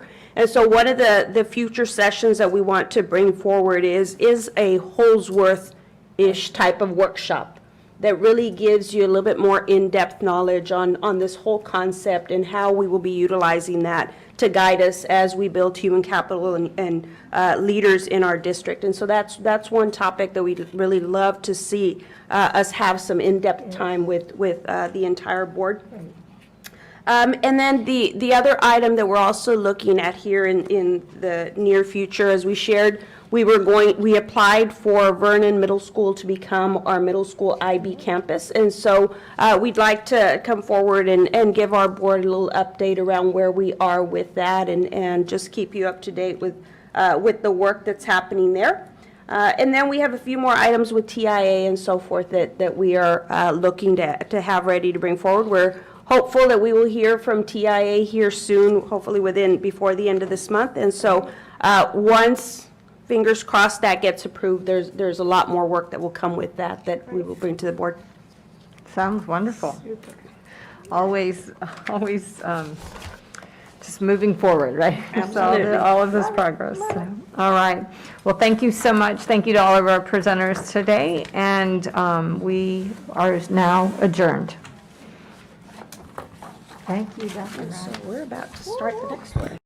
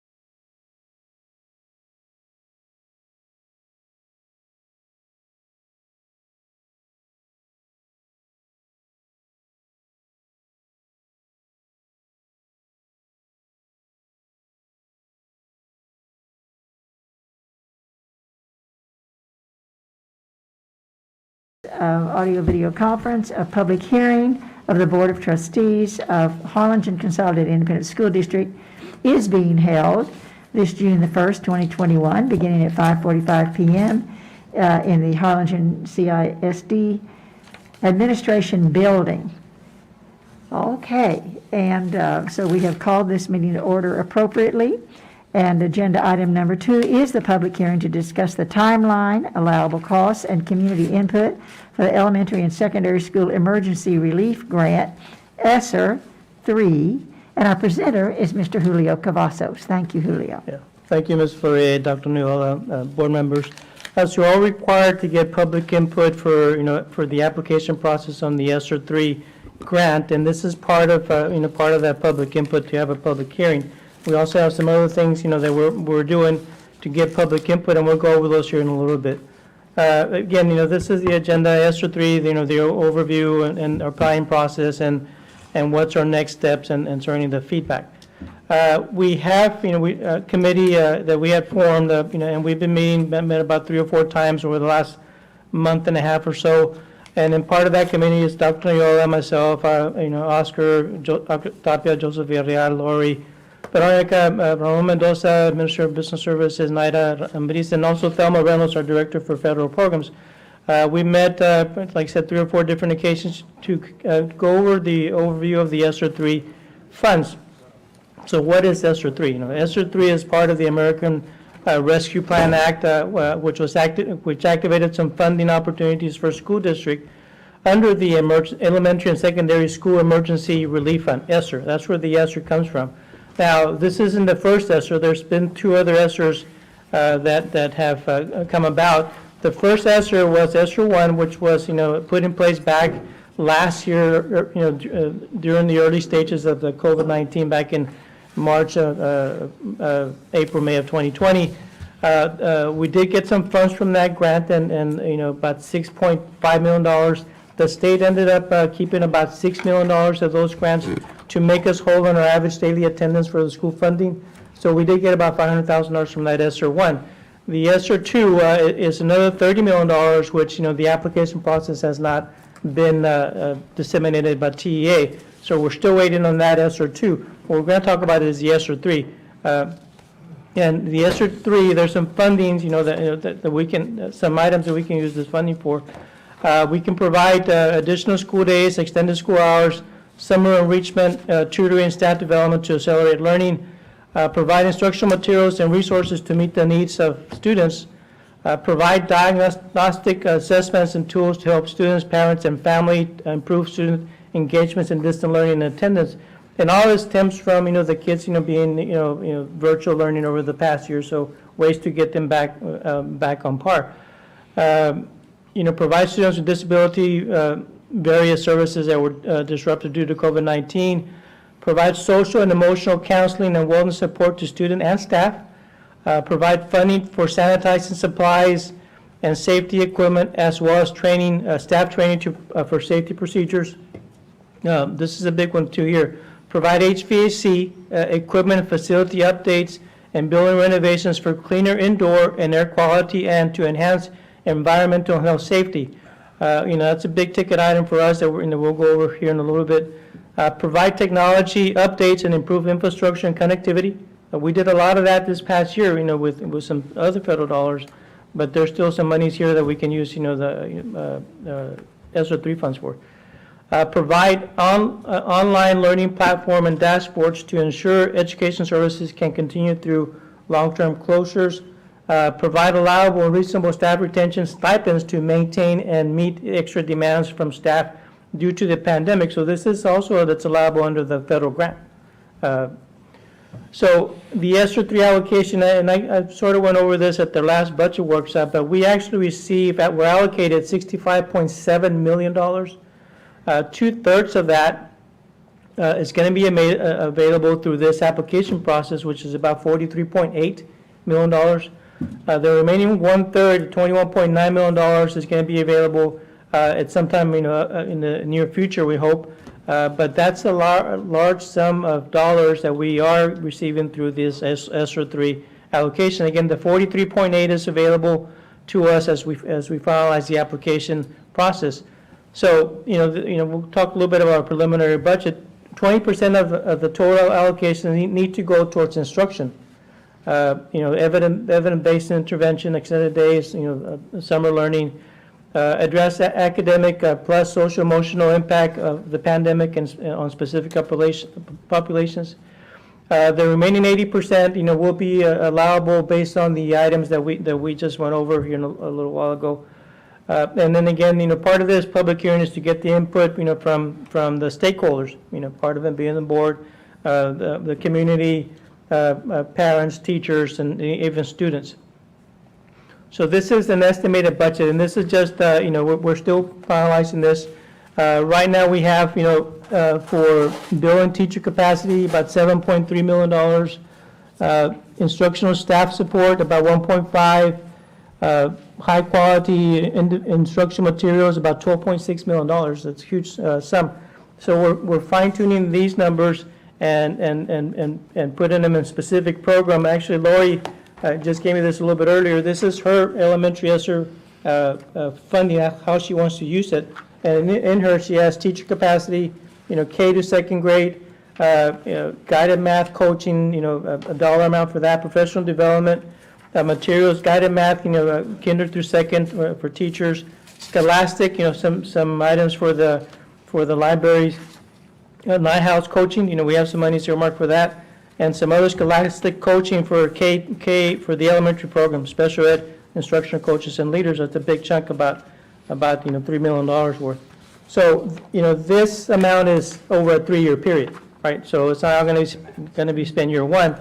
We do have, some monies there for technology and infrastructure need, about a little bit over $4 million, and some facilities and infrastructure, about $15 million that we have, tentatively earmarked towards, HVAC, quality indoor items, and we've been working with Oscar and his staff in identifying how we're going to use those dollars. Again, this is a 3-year grant. So, we have, 3 years to spend these funds. Again, 20% needs to be devoted towards instruction, and we'll have more than 20%, to instruction, probably about 40% or more.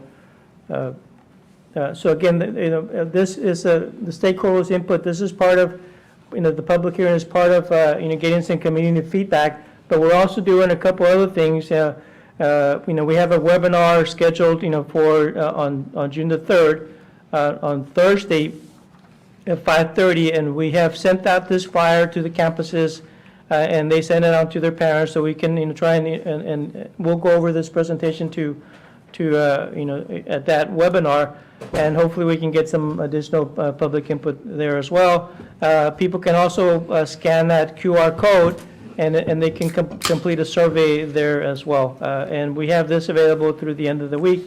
Our goal is to get this application processed and finalized and submitted by the end of next week. Again, this is a public hearing, and, you know, we do invite the public to make any comments if they wish, Madam Chair. Any questions from the board on?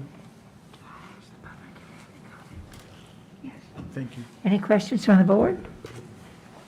Thank you, Julio. That was comprehensive, and we appreciate it. Mr. Hymas? Julio, real quick, Sure. when you mentioned the 20%, 80%, that's 20%, 80% of the 43 million, or the whole Yes. amount? Okay. I mean, it's out of the $43 million, but eventually be out of the whole amount. Again, we're, you know, this application process is the $43 million. When we get the other $21 million, it's still, I think it's still going to be the same 2080. Now, we're asking for input from the community.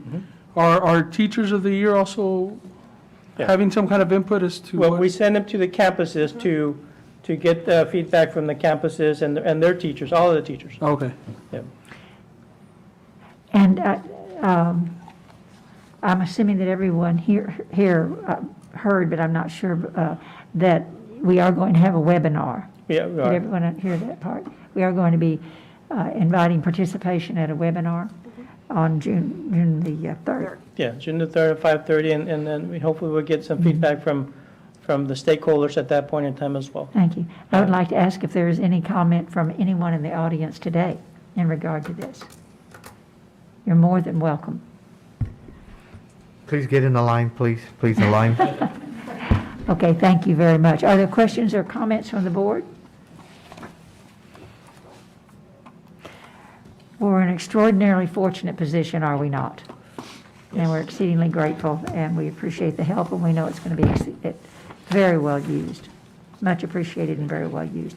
Thank you. All right, thank you very much. If there are no comments or questions, at this time, this is an official meeting. Do I hear a motion to adjourn? Make a motion. Mr. Javier De Leon made a motion to adjourn. Do we have a second? Second. Seconded by Mr. Greg Powers. All those in favor, please indicate so by saying aye. Aye. Any opposition? Motion carries, and the meeting is adjourned. Thank you very much.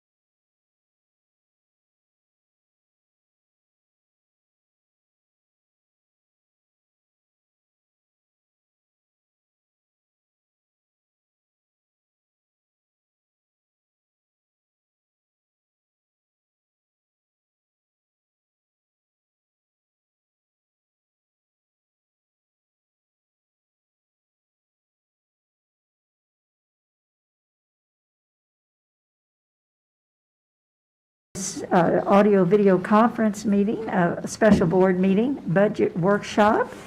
And as stated previously, a notice of the audio-video conference of special board meeting budget workshop, Board of Trustees of the Harlingen Consolidated Independent School District is being held this June the 1st, 2021, beginning at 6:02 p.m. In the Harlingen CISD Administration Building. We do, in fact, have a quorum. And I would like at this time to move to agenda item number 2, the public comments for agenda topics. Do we have any public comments for agenda topics? No, ma'am, there are no requests for public comments for agenda topics. Thank you. And the agenda item number 3, the public audience for non-agenda topics. There are no requests for a public audience for non-agenda topics. Thank you very much. Agenda item number 4, consideration and taking possible action regarding summer 2021 rate of pay. And our presenter is Ms. Debbie Scoggins.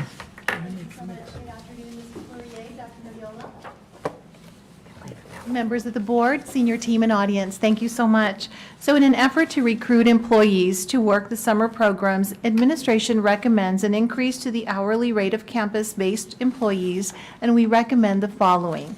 Currently, our summer rate of pay for our teachers, counselors, nurses, and diagnosticians is $27.50 per hour to work a summer program, but for this summer, we would like to recommend to increase that to $35 per hour.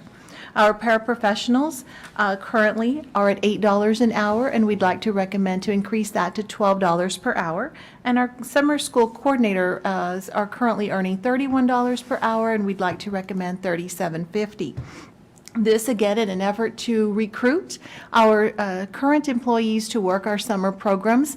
Region 1 did send out a survey a little earlier in the month of May, and so we did receive that information back, and several of our neighboring school districts here in the Rio Grande Valley are increasing the hourly rates of pay for our employees, to work the summer programs. And so our hourly rates had remained the same for the past several school years, so we feel that it is an adequate time at this time to go ahead and increase those rates again in an effort to recruit our employees to work our summer program. So administration would recommend approval as recommended, again in an effort to recruit our staff and pay them for their time working our summer programs. Madam President, I move approval as presented. Thank you. Dr. Pettis has moved approval. Do we have a second? Second by Mr. Eladio Jaimes. Is there any discussion or are there any questions? I have a question. Yes, sir. Debbie, Yes, sir. did you say that this is going to be a one-time because of the COVID situation, or is this going to be something that we're going to be having it from now on? This is our rate for the summer. Right, so this would be the rate that we are recommending for this summer. We would, with your approval, like to also bring this back as part of our compensation plan when we do adopt our budget later on in the month of June. We would like to recommend continuing with this rate of pay for the following summer, and then, of course, reviewing and determining if we should continue in that direction. Well, thank you. Yes. Thank you. Yes, sir, Mr. Powers. I'm just curious, you said that you all had a study from Region 1. Mhm. What was the high end and the low end on these? So Region 1 sent out a survey to the districts here in the Rio Grande Valley, and several districts did respond. And so the rate of pay for teachers came in at about $35 per hour, and that is what we are recommending to move to that amount. What district had the highest? I'm just curious. So I know that Weslaco, Mission, PSGA, PSGA, PSGA had about $35, but they varied, throughout the district. So we're right there with them then. We're at the high end. Yes, if we move Okay, to well, this good. $35 per hour, we will be on the high end and in line with most neighboring districts that have Yeah. moved to 32, 35, $34.50, so. mhm. Okay, good. Yes, And who Thank gets the you. 35 again? The teachers? Teachers, counselors, nurses, librarians, diagnosticians, so that group of employees who were currently at the $27.50 per rate would move to the $35 per hour rate.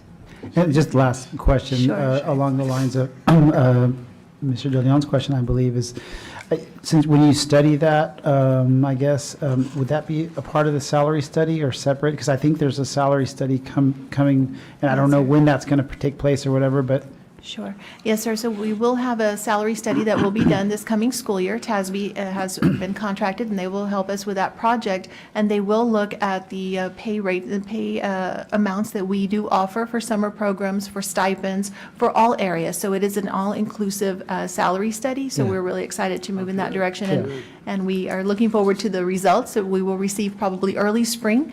So that'll give us plenty of time to plan next spring as we head into the budget process. And I appreciate the outcome of that, and the report back to the board. But- And I hate to be the master of the obvious, but, once you go up like that, it's hard to go back, right? I mean, but that's fine. We need to be competitive, and we need to have the summer enrichment programs, and the summer are just so important to what we're doing, so we need to be competitive. So again, Absolutely. thank you very much, and my motion stands, and we've already had a motion and a Any second. further- May I ask Mr. a Powers question? has one more. Jerry, I'm I sorry. have one more question. Mr. Powers and Oh, then I'm Dr. sorry. I'm Veronica. sorry, go ahead. Thank No, you. please, go ahead. So do you think that this increase will attract the higher do you think more people who wouldn't necessarily want to teach in the summertime will want to because this is more of an incentive, which I would think it would be? Yes, I do agree. I believe that our staff will be more prone to apply to work for the summer programs. Those who may have been on the fence about whether or not they would like to work the summer may be enticed to do so now with this increase. When do you release this information to our teachers so they'll know that, after tonight? Yes, And after when tonight. is their deadline to commit? Shane just sent it. So we will be asking them to go ahead and apply to work the summer programs. Once we have this information, should it be approved, then we will go ahead and relate this information to our current employees as soon as tomorrow so that they're able to apply to work the summer programs. Super. And so just to give you some additional information, especially with our elementary programs, those are not scheduled to start until later this summer. So there's still plenty of time for our staff to make decisions on whether they'll work summer programming. So even releasing tomorrow will still give us plenty of time. One more question, maybe, where's Veronica? There she is. So do you, if you have a lot of people applying for these jobs, how do you decide, do you have a choice of who you want to pick, or? Certainly. So the program directors for, that particular area will go ahead and have a selection process. They'll have a committee, and they will determine, the individuals who will work those summer programs. So, for example, through the bilingual department, Norma Garcia will have a committee, and she will determine those individuals who are highly qualified to meet the needs of that particular program and the population of children they will be serving. And each program has their own directors, special ed, same. Dan Garza and his, committee will determine which employees would best serve the needs of the students that will enroll for the summer programs. And so that is how we would go through that process. I'm glad y'all did this. And Debbie, and is this initiative, is this because of we're wanting to get back on the scale where we're wanting to be? Or are we doing this because we're not able to attract summer help? So we're trying to raise it up to get more individuals to participate in the summer? All of the above. Right, so we would like to see if we can recruit staff to continue to commit to our summer programs. We know that it's been a very unique year, and so we know that, for some individuals who may have been considering whether or not they'd like to commit to the summer programs, we'd like to see what we can do to, entice them to do so, to join us and to share their time with us as we meet the needs of our students. And so we feel like it's a win-win.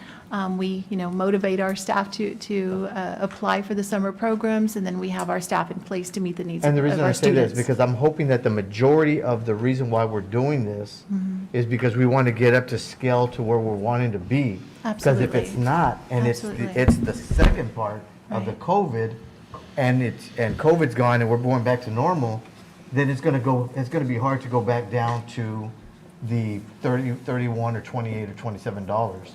Yes, So sir. I'm hoping that the reason why we're really trying to bring it up is not a Band-Aid approach, but Right. we're evaluating that that's where we're wanting to be in the future.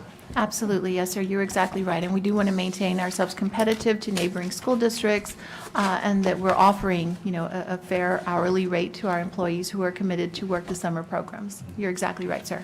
Dr. Veronica, I believe you have a question. Thank you. Yeah, so my question, it kind of relates to past workshops that we've had, or committee meetings, and just that we've been talking about the importance of team, right? That we're training students to work in teams, and really in our classrooms, the team is the teacher and the para. And so, and I wondered if you could speak to how competitive is our salary adjustment for the paraprofessionals? And it just also kind of makes me think about the bigger implications of what kind of development are we doing for our paraprofessionals in math and literacy and, so anyway, I kind of went on, I'm off topic a little bit there, but paying people who are dedicated to that and have the capacity to be that true team member in all levels. So anyway, the real question in all of that little rant was, was the salary comparison. Sure, no, and thank you, great question. And so part of the survey that Region 1 sent out did also look at support staff. And so we also felt like there was a need there to go ahead and increase that hourly rate for our paraprofessional staff. And you're exactly right, they are critical members of our teams. And we know that we rely on our paraprofessionals to offer that small group instruction. And so we also wanted to, of course, be sure that we are competitive with our hourly rates. And so that $12 an hour is right in line with what most neighboring districts are offering now. Again, it had been a few years since we had brought forward a change in the hourly rate for our teachers and, that group as well as our paraprofessional and support staff. And so we feel very comfortable now offering this $12 per hour that will bring us in line with neighboring districts so that we are competitive and offering a fair rate of pay to our paraprofessionals who, again, are extremely critical to us and who work alongside our students in small groups each and every day. So we feel very, very comfortable with this rate and know that will help us to maintain that competitiveness. So it may, just as a follow-up, thank you so much. Sure. It may be like how we looked at some of our bus drivers competition to make sure Correct. that this Correct. is an area we exceed average Absolutely. to really just make sure we're bringing in the very best. Yeah, Belinda, I agree with you, and it's not just the teachers, it's the support team around them, so I agree. I'm glad that you evaluated that and you bumped that, the paraprofessionals as well. Yes, sir. And I'm kind of curious as well, is when you get, when Region 1 gives us all the information, I'd like to see, is $12, are we at the higher end? Are we in the middle? Do we know that as well? We can certainly request additional information from Region 1 and bring that back, Okay. absolutely, or provide it during an update. Yeah, that'd be great, since we know where we're at with the teachers and the professionals, it'd be nice to see where we're at with the paraprofessionals. Absolutely, sir, we will Good gather job, that thank you. information. Mhm. Thank you very much. I think, Dr. Reininger, you were raising another question in regard to staff development, and perhaps that's something our superintendent can consider as a topic as we go forward. And I will share with you that we are in a very different place than maybe we were many, many years ago with our paraprofessional staff. As we do PD development for professional development for our teachers, our paraprofessionals are right alongside. So they're not off in the workroom doing something different. They're sitting alongside their cooperating teacher or in whatever training, whether that's a Holsworth training or my Math Academy training, all these trainings that we do with our staff, they're sitting alongside their That's teachers, great. learning the same material. Okay, thank you very much. Are there any further questions? This is an action item. What is the pleasure of the board, please? I think we have a motion. We have a motion and a second. second. I'm We just sorry, we need did a- have a motion we and a just need to second. call the And I vote. remember it was Nolan, and Eladio. Thank you very much. I appreciate that. Thank you for the correction. If there are no further questions or discussion, we'll proceed to vote. All those in favor of the motion, please indicate so by saying aye. Aye. Is there any opposition? If not, the motion carries. Thank you very much. And we move to agenda item number 5, our budget workshop with Julio Cavazos. Yeah, thank you, Ms. Floria, Dr. Neola, board members. So this is our third budget workshop, for this year. We had one in January, one last month, and we're having one today. This will be our final budget workshop before we bring to the board the final budget and the public hearing. We're scheduled it for June 29th around that time. But one of the things I do want to mention on the teacher summer pay, we did get those ESSER funds, so a lot of that, summer pay is going to be funded by the federal government. So the $35 is a good rate, but it's good that we're going to get some funding for that as well. And on that one, before we do it on that budget, I heard that each principal is going to kind of determine how they're going to utilize some of the funding. I just hope that there's I guess for lack of better words, of equity, because some principals may want to use some of the money and give it to some of the teachers. Others may not want to do that. And so there may be some, I'm assuming, maybe not. Dr. Neal, maybe there is a standard, everybody has to use it, but I'd hate to see on some of those funding that they're using some of that money for some teachers for academies or for projects or professional development, and then some of the other campuses are asking for those services, but they're not giving some of the incentives for that. So I think there's where and teachers talk. Yeah. That's a superintendent question, I Right, believe. and so we are still finalizing how we're going to use those ESSER funds because we're still in the feedback, portion of this process. So we haven't allocated any kind of funding to campuses. I'm not sure if that may have been a misinterpretation by some of our campuses, but right now the committee is still researching what the focus of those funds are going to be. If, in fact, the committee determines that there's specific funds being allocated to particular campuses, then we'd be consistent in how we utilize that, in particular as we look at campus sizes and things like that. That may be one of those pieces where people kind of say, well, they're getting more than us, but usually when we do that, it's on a scale depending on the size of your campus and those kinds of things. Okay. And then we would put guidelines around that. Perfect. Thank you, Doc.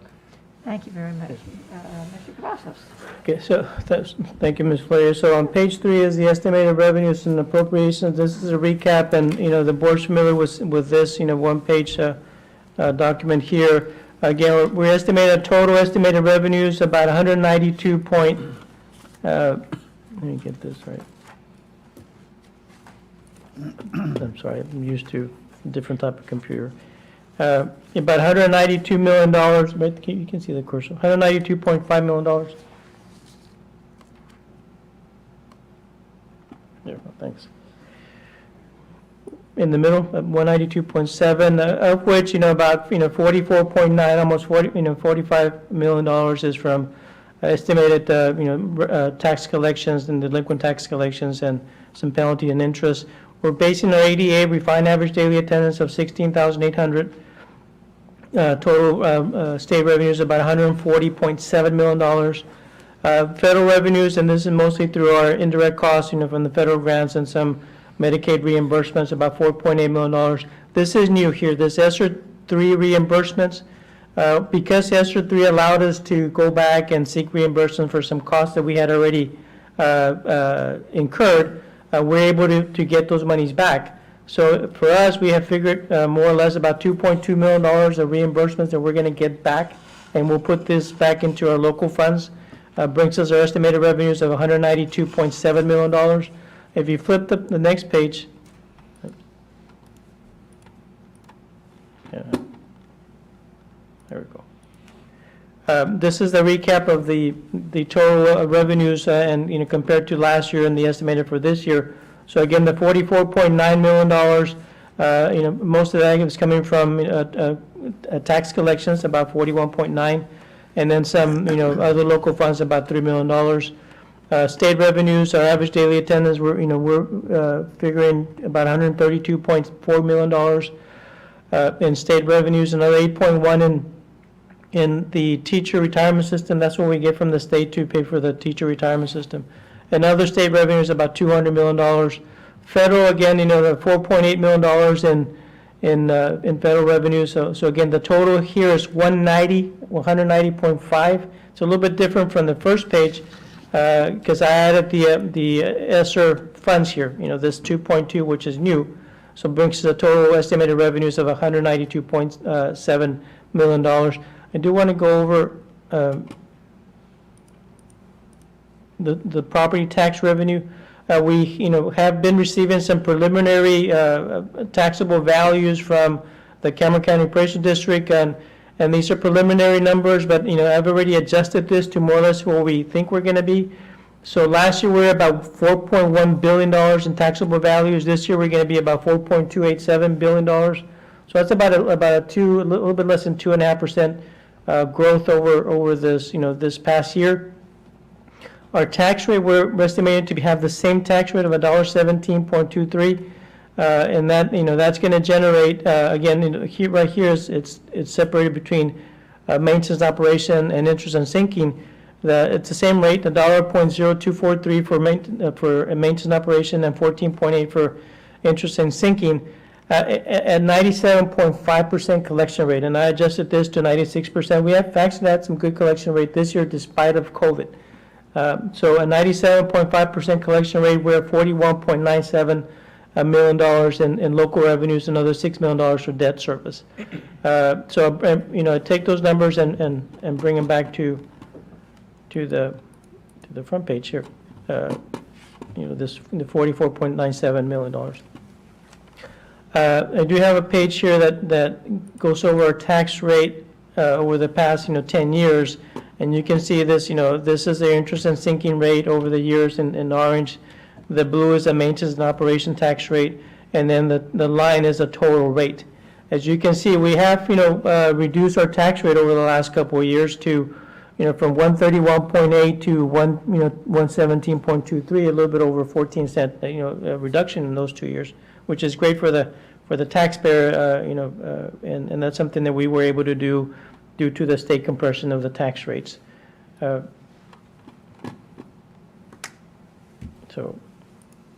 this is the preliminary totals that we got from the appraisal district. These are dated back in April. They're supposed to come with some new ones in June 1st or June 2nd. They weren't posted yet, but those are new ones. So, staffing, so you go back to the front page here. So from the estimated revenues, we look at our appropriation and our total budget. We start from last year, $189.7 million. We back out this one-time item from last year, the $2.275 million. So I'm backing that out of the budget because that was a one-time salary adjustment that we gave staff in December. So that it's embedded in the budget already. So I'm backing that out so we can reappropriate those. Staffing guidelines adjustments of $360,000, and that comes from this slide here. And this is the total staffing adjustment that we are looking at right now and probably going to be recommending to the board and once the budget is approved. We have reduced our total staff by about 12 instructions and counselors and so forth, and then that's about $645,000 net savings. But we're adding some new items.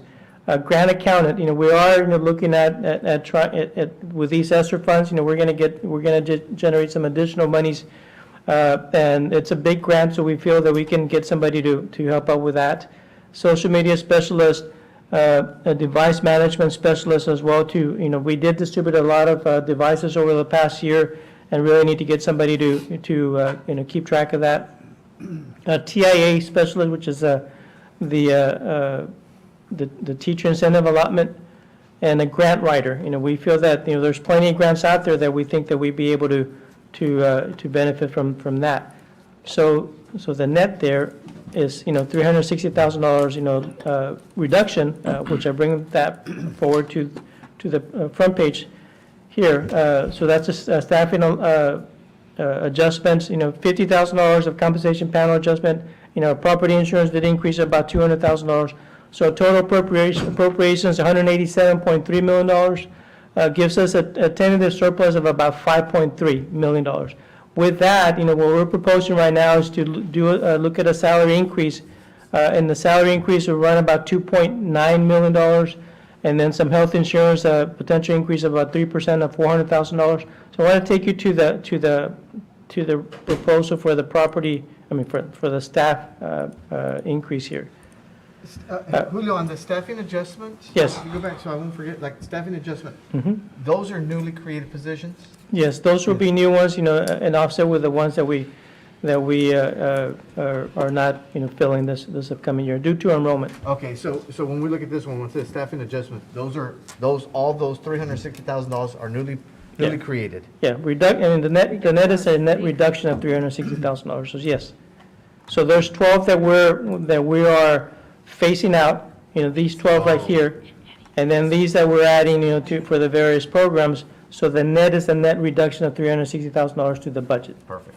May I ask one other question on that? Yes. Can you just remind me, and Dr. Niola, it may be really more a question for you, on the Keys Academy adjustments, that's coming from where? That's a lot of people out of Keys. The two people that we have on there, one is a counselor. Our numbers there are, have really reduced because when we made some of the adjustments. And then on the staffing, we're actually that's part of a redesign to what we're looking at with Keys, and so we'll be bringing that forward to Okay. y'all. But that will be as a result of that adjustment. Thank you. I knew there was good things happening. And Julio, I have another, so some of these adjustments, is it because of class reduction? Yeah. Yes, sir. Student losses. Yeah, our enrollment went down, so yeah, it was, some of it, I mean, most of it is due to And are we students. seeing that in the budget at the very beginning where we're anticipating our ADA Yep, it's Yep. down to 16,000. opposed to 800. 17? Opposed to 16.9, so yes. Yeah, we're saying in a reduction in average daily attendance projection, so we're reducing that as well. So what did we have last year and what are we projecting this year? 16.9, and so we're reducing it to 16.8. It was 17.2 last, wasn't it? 17? So it's 100, Yeah, 100? it's 100. 100 at $6,000 per student, it's about $600,000. So yeah, it last year was 16.9, we Oh, ended, 16.9, okay. Mhm. It was 2 years ago, 17.2. yeah, 2 years ago it was Okay. 17,125. 17, okay.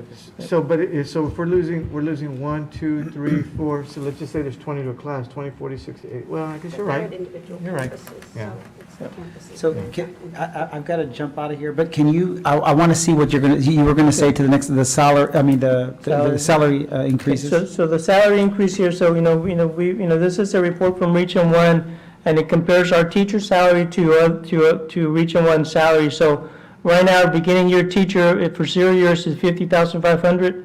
The market median is $48,150, so we're above market in teacher pay, right?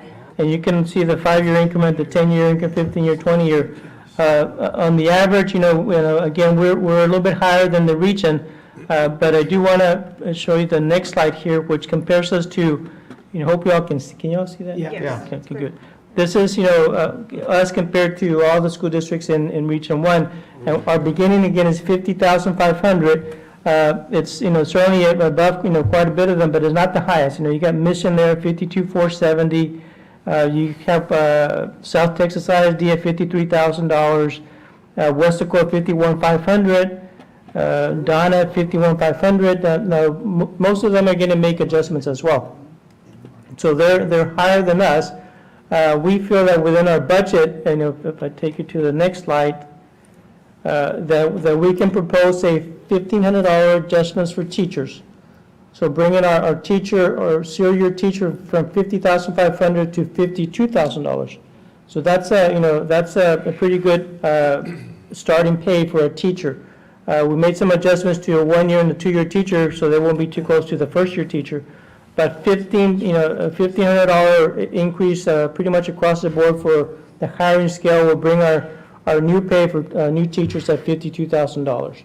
Again, if we go back to this page, it will still put us up, up on the upward, 25% of the districts there as far as the beginning teacher pay.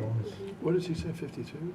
So we're at 50,500. We would be bumping it up to 52,000 even. PSJA is the only one that is at 52 right now, right? And South Texas ISD is at 53. 53? Yeah. So- And they're going to make some adjustments this year as And so well. real quick, because I apologize, I have to leave. Let's say the board approves this, the recommendation here for the salary, even with that adjustment, if you go back to your first page, we still have a surplus of over $2 million? We do, yes. Okay. Because we're able to leverage those, those federal dollars, that we're going to get another $2.2 million reimbursed back to us. Okay. So there's some thoughts about what we can do with that. Again, as I mentioned before, the public hearing, the ESSER funds, you can use it as some type of retention pay for staff. We're not proposing that, we're actually proposing. Because typically when we approve budgets, we utilize 90% of that surplus for salary increases. Right. I mean, typically. So this time, we're proposing, let's say, if the board approves this as recommended, we're still going to end up with a surplus of about $2 million in the budget. Right, and that's because of that $2 million that we're getting reimbursed back, right? I got That's a you. one- No, That's a one-time thing. I got you, got So you. it's not gonna be there next year. Oh, that's a good point. So it's Yeah. not a recurring, okay, Right. okay, no, Yeah. good point. Okay, thanks for that. And the last question, what's our total budget now, including federal funds? It's over $250 million, so easy. Probably about 260, 275, maybe around there. Okay. But it's climbing up, and then with the 40, actually, it's gonna be higher than that because of the $43 million. So, yeah. And Julio, also, if you, it would have been higher because last year we didn't do a salary, we didn't do a cost of living increase. We Right. did a bonus. Right. Bonus. Yeah, and that's why, we're able to do a cost of living increase this year, and also, potentially recommend, look, if this is the rest of the staff, we're looking at a 2.5% for administrators and a 3% for the hourly. We always give the hourly a little bit higher than the administrators, so, we felt that we were able to incorporate that. Again, the total number there is a 2.9 that is gonna, impact to the budget. That's gonna be starting. So, last year we did this one-time adjustment.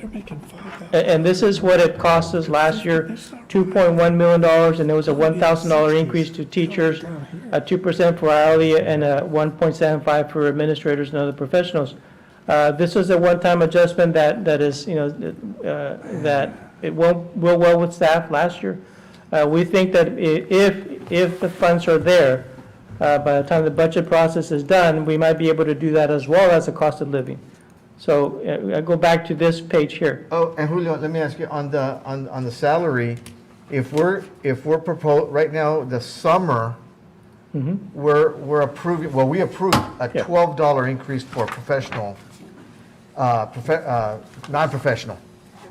From summer. $27.50 to $35, yeah. But we approved that for the summer, but is that something that as we start on this workshop and the budget, and we approve that, is there gonna be $12 plus the 2.5%, or how is that gonna Yeah, work? the $12 is for extra duty work, for summer work. Okay. So that doesn't come into play when we do the Okay, so cost of that's living. just 'cause that's summer school. That's summer school, yes, sir. Okay, so then it goes back to, so then Yeah. it'll be the 2.5 recommendation. Based on their earnings, whatever they're earning, yeah, so that's what it's gonna be. We But we, set this ourselves, right? Yeah. Each level. yeah, but we feel that we're in the capacity to be able to look at both items, at the current time and do the cost of living increase, which we didn't do one last year, but this one will stay with the employees. And also possibly looking at this, one-time adjustment in December as well. But let me, I guess, and I don't have your expertise skills on the budget, but if we're saying in the summertime that we're really evaluating and Region 1 is evaluating and we're really below where we should be, then why would we go back to normal in the fall and then give them a 2.5% increase? I'm not I sure. believe the comparison you did, that Debbie was talking about, is a summer to summer Yeah, comparison. it's a summer right? pay. Summer pay comparison. Yeah. So it's not going, it wasn't a regular year comparison. Oh, it's just a summer school comparison? Yeah. Just summer to summer. Yeah, it's two different things. Yeah, I mean, this is for the summer extra work that the teachers do and the staff do, that they don't get paid for, but if they come in and work in the summer, those are that's what Debbie was talking about, increasing that summer pay to be able to, to get them to work in the summer. It has been a long year for teachers and staff, and we felt that, giving them the additional pay would at least attract, make it a little bit more enticing for them to work in the summer. So that's one thing. Then the other thing is the cost of living that would be across for everybody at that point in time. Yeah, but that summer is going to be just for the summer. It goes away when the school year starts. Well, the $35 is actually going to be there throughout the year. I mean, it's the rates that they would get paid for the extra work that they do. Only the extra work, not the actual, contract, contract work. Okay, so it's not summer school then only. It's throughout the course of the year. Extra duty pay. On Yeah, extra duty pay. extra duty pay, yes. Okay, Yeah. okay. So I know that's a lot of information, especially on salary related items, but We've been studying this, and we're actually not alone in doing this. A lot of districts, have talked about not only doing a cost of living, but also doing another one-time retention stipend, whatever they want to call it, and doing that, as well. Again, the one time if we do it, if the board approves it, that's just a one-time thing. It's not gonna, next year, if the situation is similar, that we get an influx of dollars, that it's a one-time thing, maybe we might look at it again. But this year, because we are getting reimbursed from the federal government, we're able to put that money back into our local funds and use that, certainly, to the benefit of the school district. And I would just like to remind all of us that we do have this in hard copy for anyone who'd like to take it home and study it further. Yeah. We do have, it's in our notebook. Well, the studying is one thing, but the explanation is another, Right. and I Yeah. need the explanation, because That's I can fine. look at That's it, but fine. without Julio, I'm Yeah. just reading a bunch of numbers. And Just again, take Julio everywhere with you. Yeah, we come more to the house. It's a bunch of workshops, so board's not approving anything. We want to discuss it with the board and kind of let them know where we're at with the budget. We feel confident that we're going to bring a balanced budget to the board.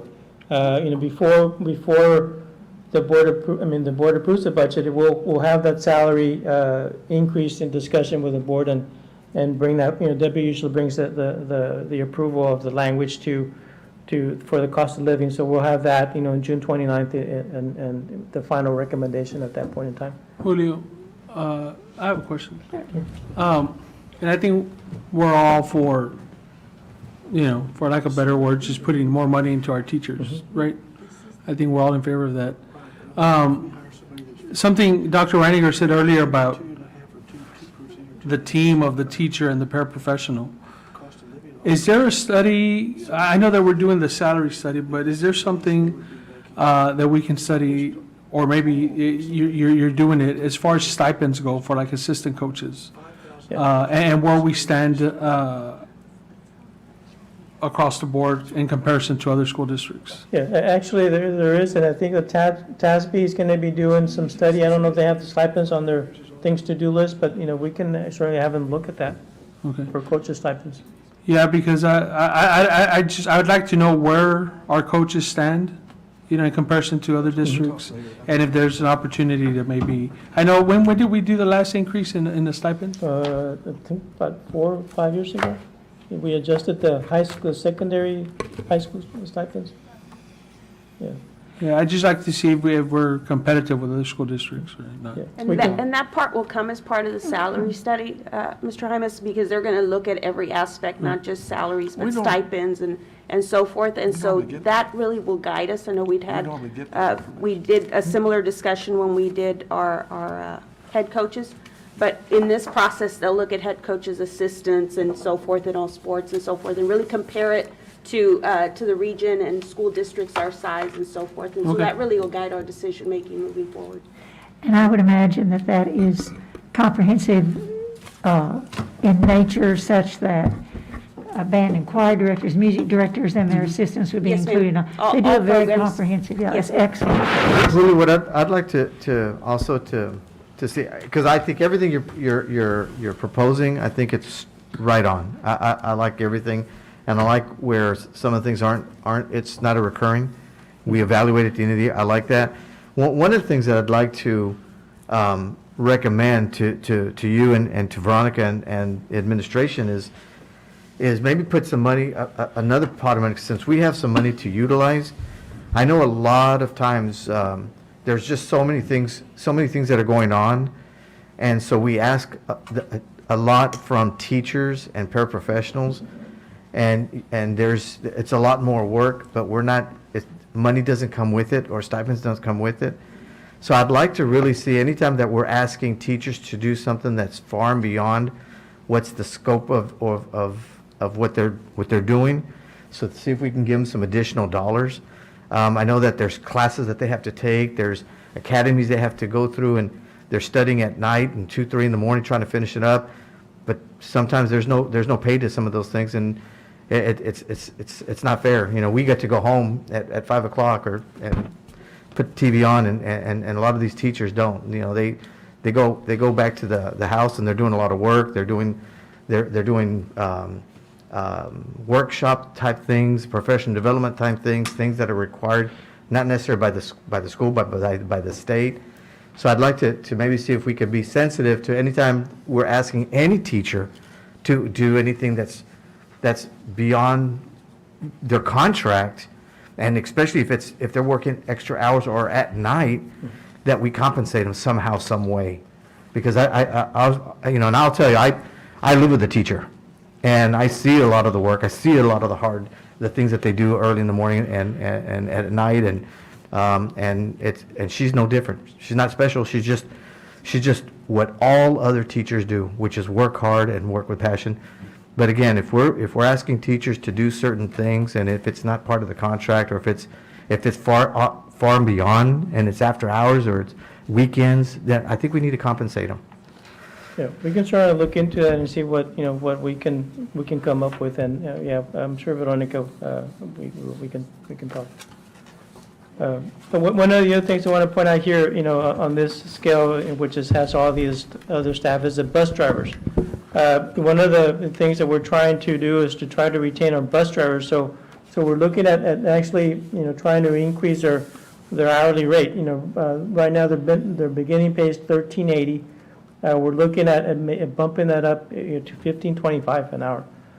Even at that, it's still hard to maintain these bus drivers. So we're looking at giving them a pretty good bump, and try to maintain a full staff, for a bus driver. Yes, sir. What are our neighboring districts paying bus drivers? So the average pay, I don't have it here with me, but the average pay is I think the average pay is $15.87. We're at $15 per hour, average pay. I mean, when you look at all the average, what they make. There's some districts that are higher, than us, quite a bit. But yeah, I mean, the bus drivers, they're hard to keep, and because they do go to a different district. I don't have the information here, but we can share it with you once we get that. So the rate we pay them doesn't matter how many years of experience they have? It does. I mean, every year, they do get some additional funds, a salary increase based on if they were here before. So you have somebody here 10 years, they're going to get the increase that the board approved. Okay. And yeah, I mean, I think that when we hire the bus drivers, they do come at a scale, depending on the experience.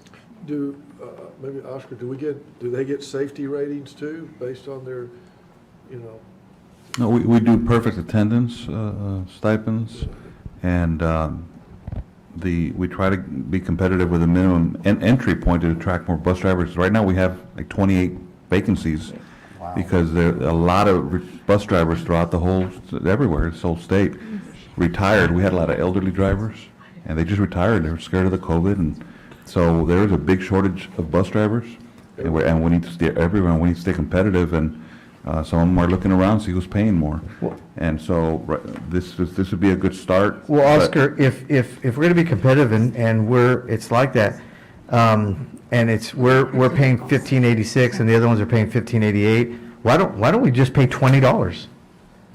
I mean, this way, I mean, honestly, because, I mean, I'm the least probably one of the most conservative, but I'll tell you, if we have that big of a problem and there's that big of a shortage, what's going to be the difference between them going to us or going to another district for 15 cents or 20 cents?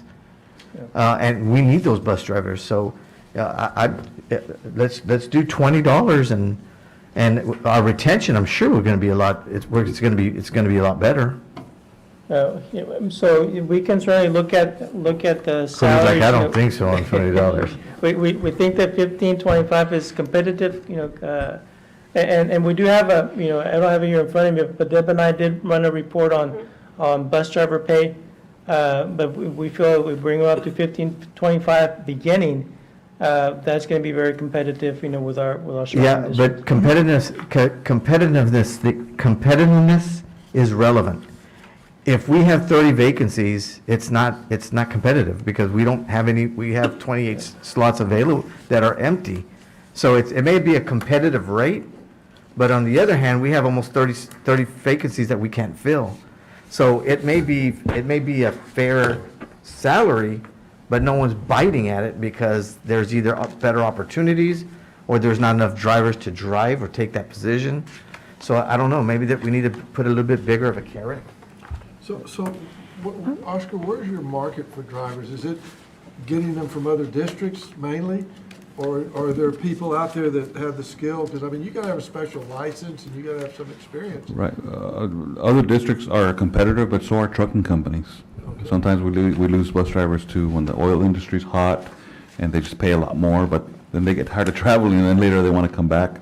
But it all depends, who needs money at that year more than others. There's a few drivers, maybe a quarter of them, who like the summers off and the 2 weeks in Christmas and so forth, so they're kind of happy, right? But those are your older ones. But a lot of the younger ones, they just, there's not enough money to support their families. If they're one income type family, head of household. So we're not just competing with school districts? No, and so what we're trying to do is entice people, like our bus monitors, for example. They don't have CDLs. Well, you're driving a bus, go get your test and get interested in getting your CDL. That's one way, because they're already here, they're already riding our buses, they already know some of our safety laws. But some of them just don't want to drive, but we're trying to encourage more people and to go out into the community and put the word out that being a bus driver is a career. Get interested in it.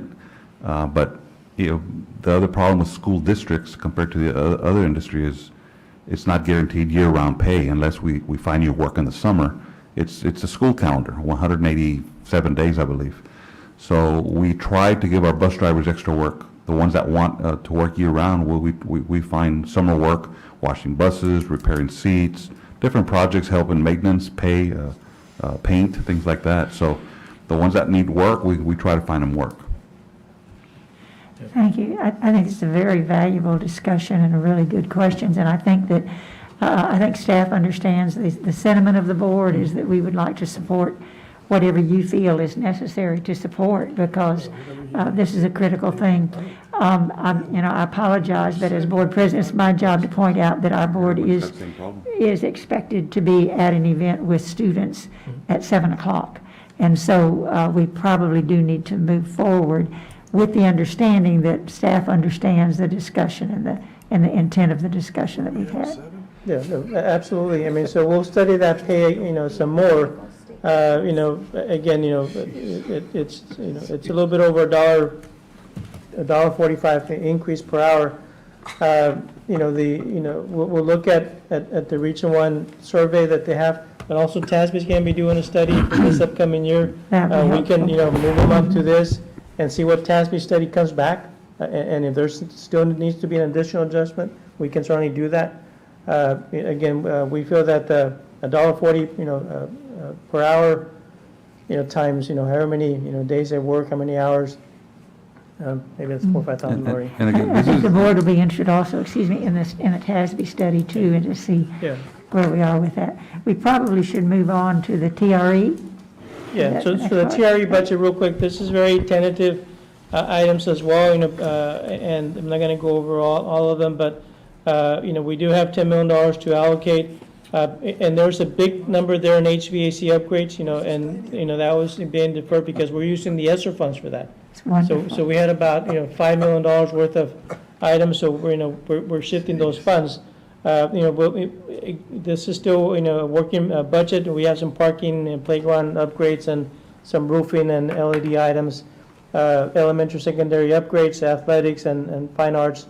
I'm very tentative. This is going to change before we finalize that. So I just want to kind of let the board know where we're at with that.